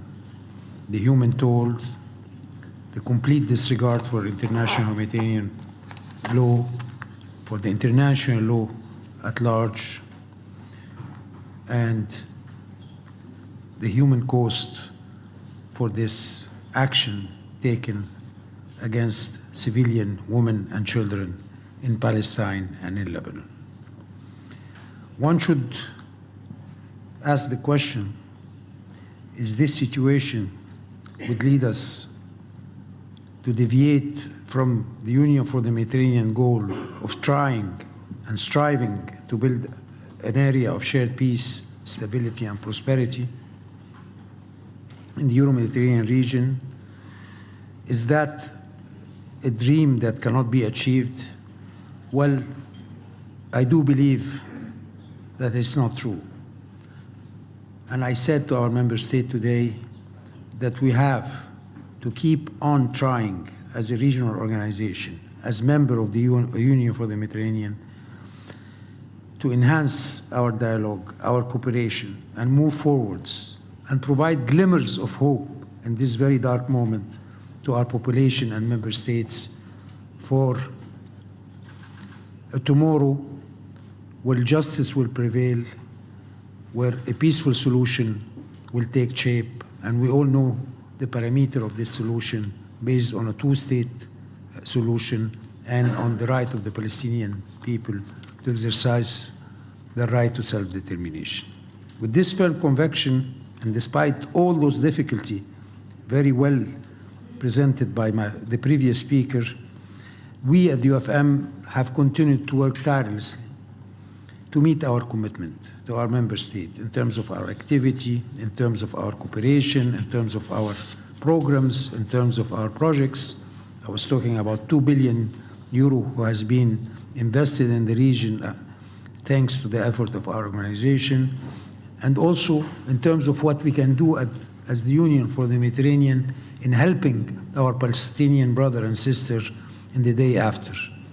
Even now, we are trying to help our Palestinian brother and sister in terms of providing them with the necessary tools to allow some 50,000 Palestinian higher education students to continue their education online.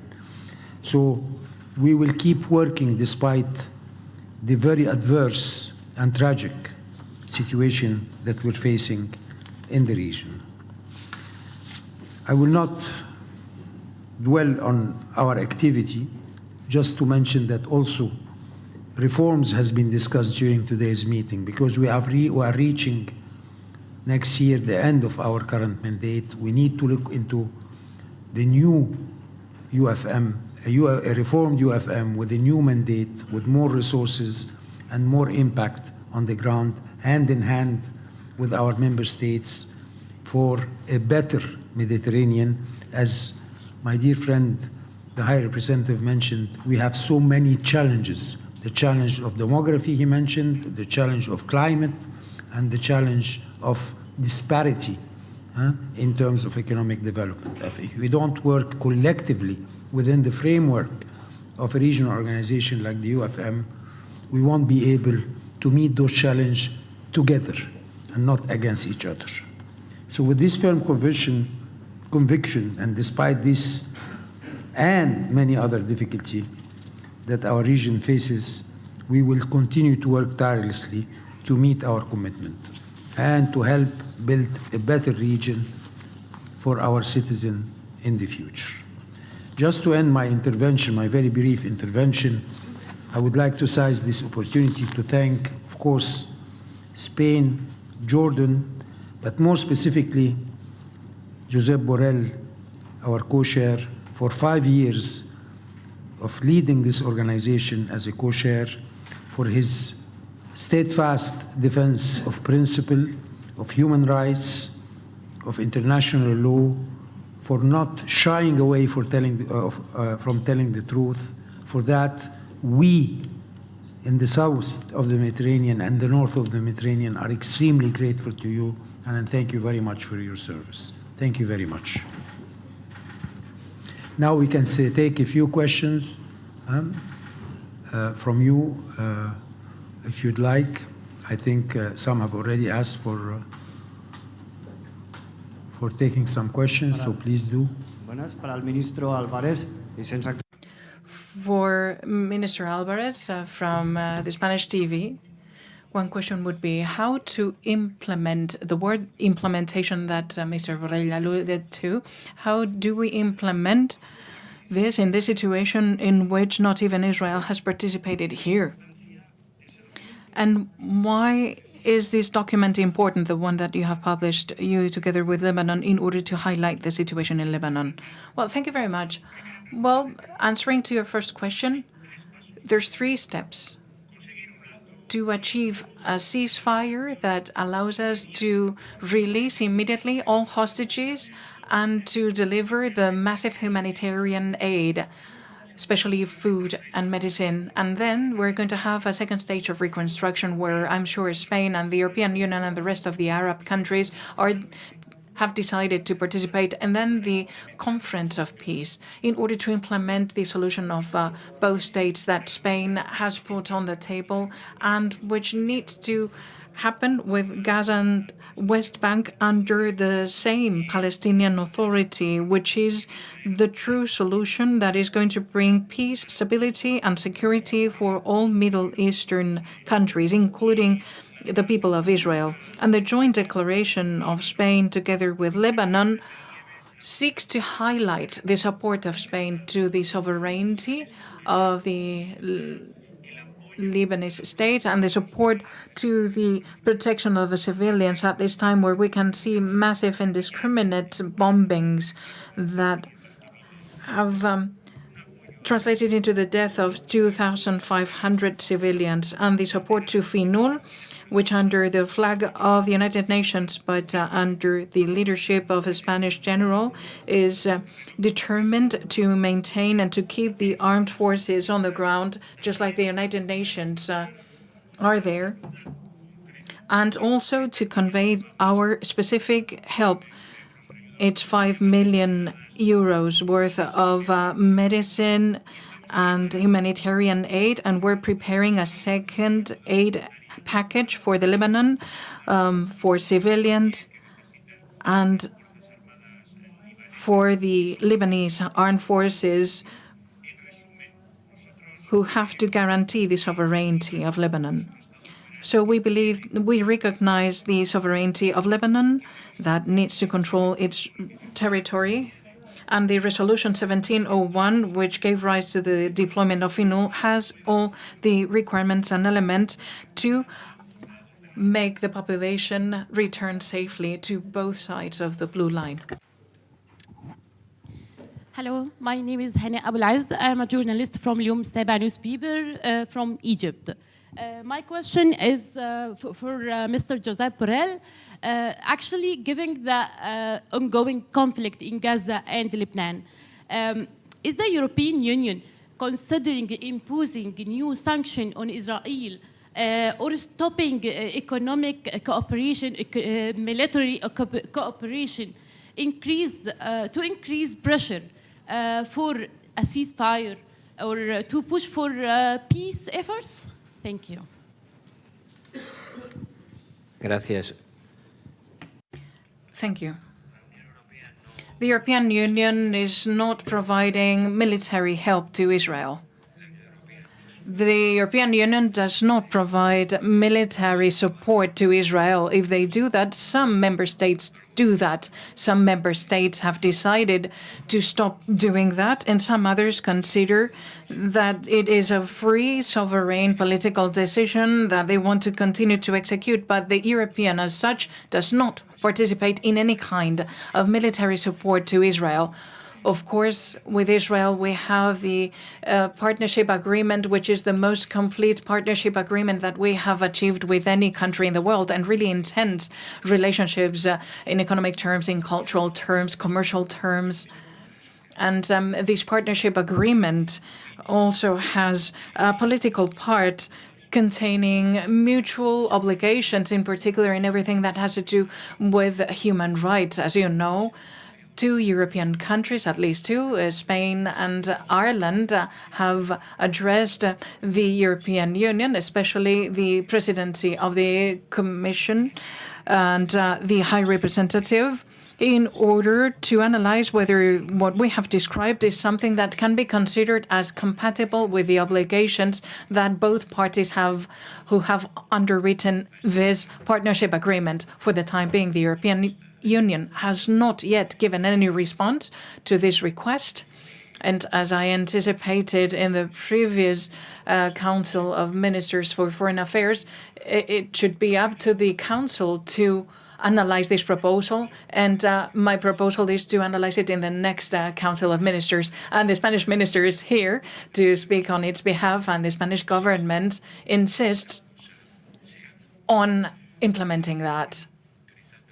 For my part, using my capacity as High Representative, I have asked the countries to adopt a package of sanctions that include different representatives of settlers in the West Bank, because we believe that they're responsible for violent actions against the Palestinian inhabitants of the West Bank. And it's no secret, but I have also asked to introduce the sanction on Mr. Smotrich and Ben-Gvir, 2 ministers of the Israeli government who have uttered messages of hatred against the Palestinian, and they have boosted the actions that have taken place in the West Bank, and which we have condemned. We condemn the actions, and it's important to condemn the people who boost them. But I only have the capacity to make a proposal. The decision needs to be made by the member states, and since I made that proposal, they're studying that.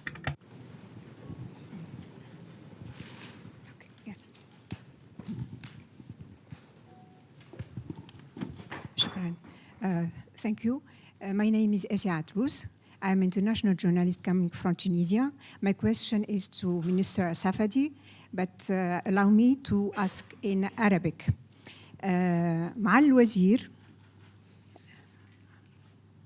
أكثر من Dear Minister, more than a year has passed and the genocide is ongoing in Gaza still.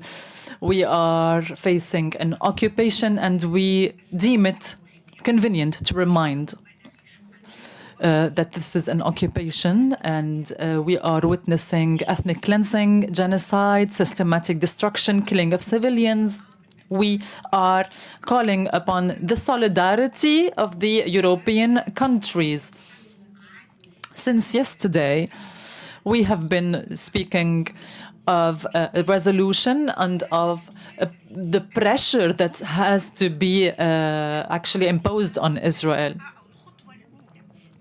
What is the first concrete steps to actually impose sanctions, to carry out actions, whether on the economic level or on the international cooperation level? Point number 2, we are nowadays in Spain, and we thank Spain for a very courageous and brave step, which is the recognition of the Palestinian state and the reception of the first representative of Palestine. When the other countries of the European Union will actually do the same and will recognize the Palestinian state, at least as a pressure point on the on Israel. We are actually, as journalists, we want to go to Gaza in order to cover what is happening. I will answer in Arabic and then we'll speak in English. First of all, calling on recognizing the Palestinian state, we have done this, all of us, in the Arab world and also in many European countries recognize the Palestinian state. Spain, Slovenia, Ireland,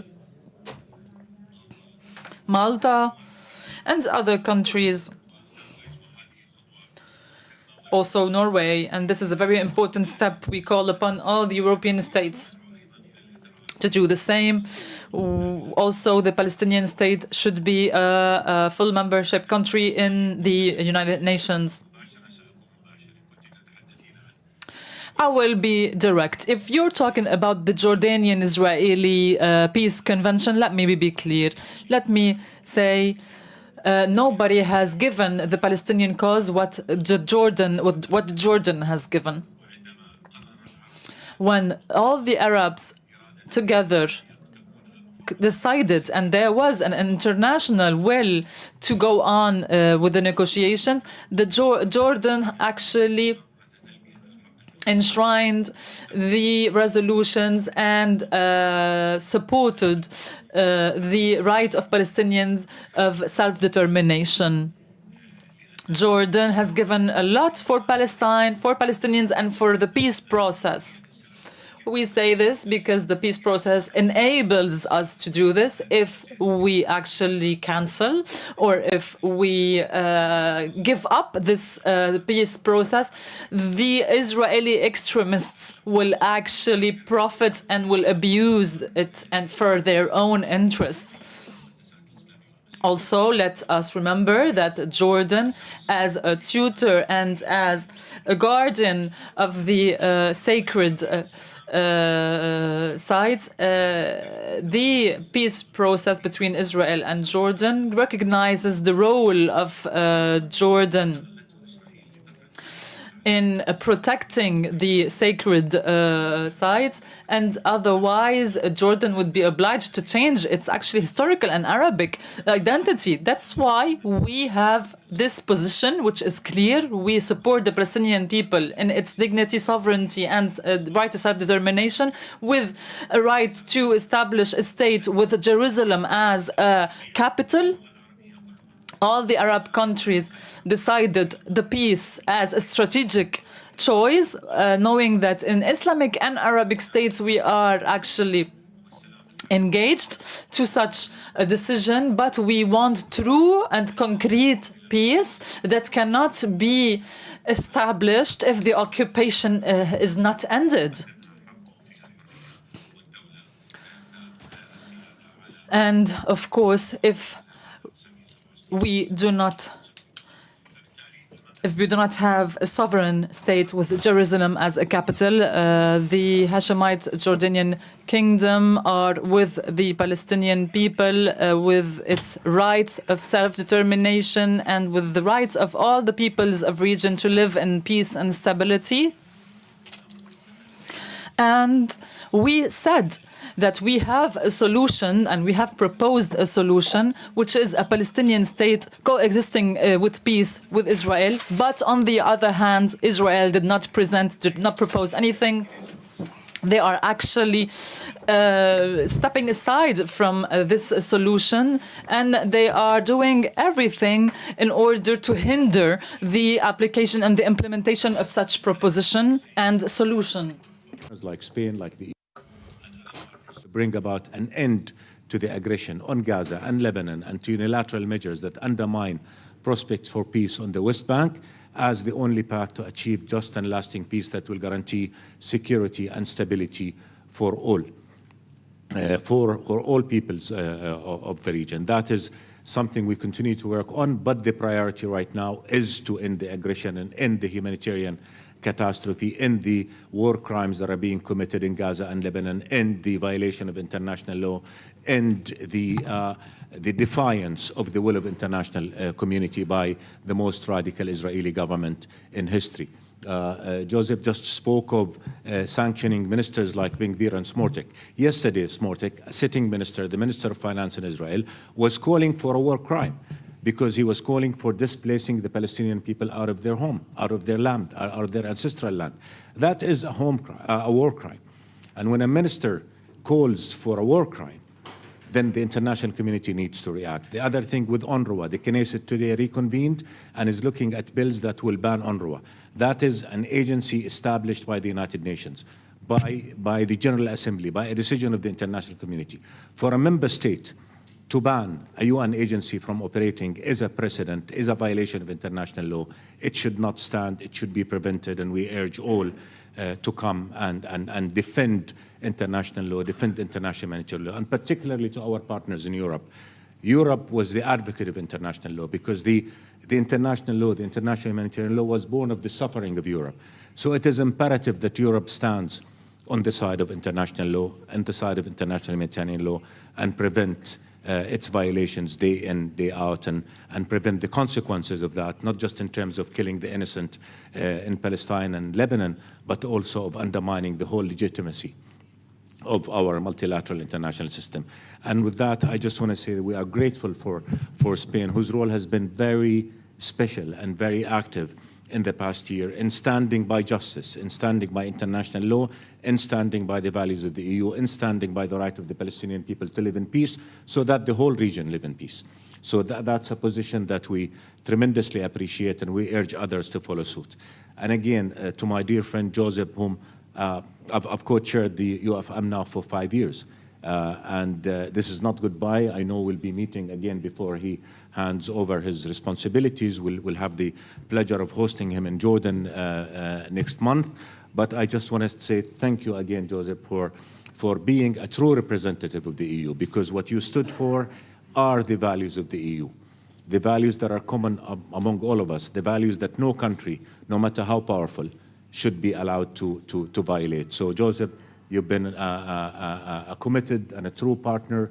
You went above and beyond, and we will always remember your stand on the side of justice, on the side of the right of the Palestinian people to live with dignity and against the violation of international law, and on the side of the interests of Europe, because Europe does have an interest in having peace and stability in the Middle East, and Europe does have an interest in ensuring that international law applies to all equally and not selectively on the basis of race, religion, identity, or power. So we are facing an Israeli government that's defying the whole world. We will not waver in our efforts to bring the aggression to an end, nor will we waver in our commitment to working with all our partners to bring about a just and lasting peace whose only path is the fulfillment of the rights of the Palestinian people to freedom and statehood, so that all of us in the region live in peace and security. There is, as I said earlier, there is a partner for peace in the Arab world. Show me a partner for peace in Israel. But again, we have to continue to work together. We cannot give up, because if we give up, Israel will just go and kill more people and destroy more places and doom the region further to conflict and war. Thank you.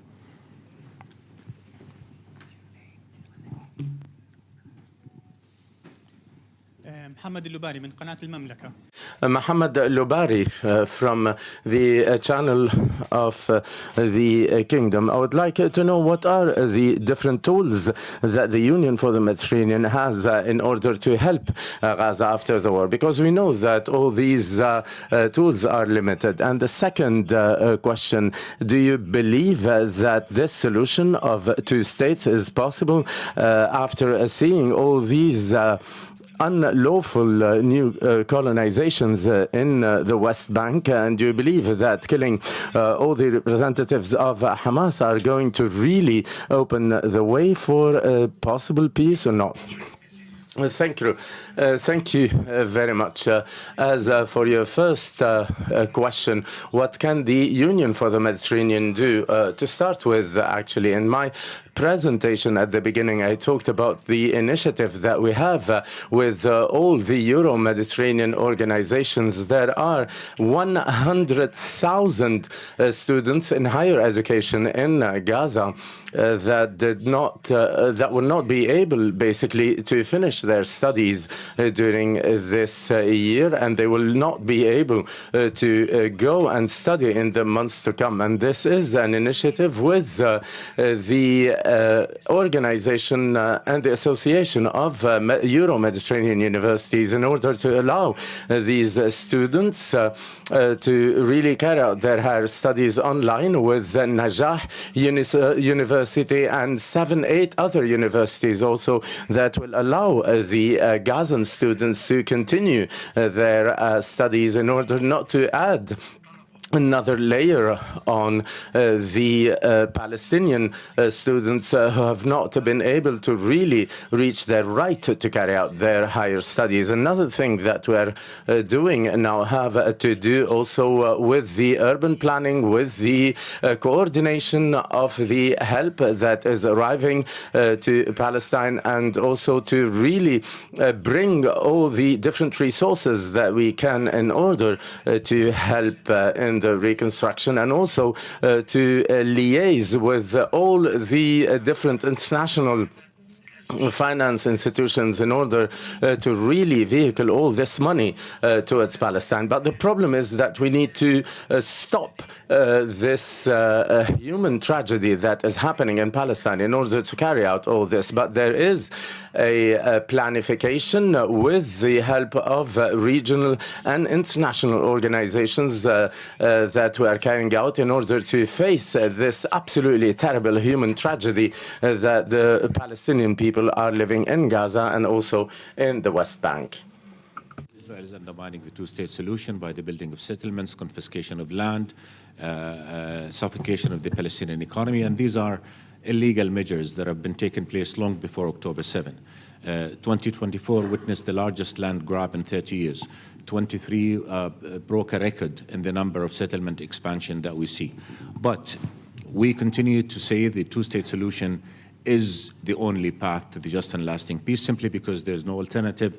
The only alternative is more conflict, because if it is not the two-state solution, then it is apartheid, because Israel will never give 5 million Palestinians living under occupation in the West Bank and Gaza their rights. So two-state solution that will guarantee peace and security for both peoples and for the region, or a continuation of the same with occupation continuing, and therefore, if you kill the two-state solution, you move towards a reality of apartheid that is an ugly reality that's conducive to nothing but more war and conflict.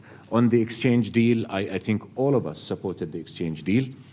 All of us stood by Egypt, Qatar, and the United States as they were negotiating that deal. But the facts are, on July 2nd, we had a deal. Before the Israeli Prime Minister decided to go back on commitments that his negotiating team had made, and we lost the deal.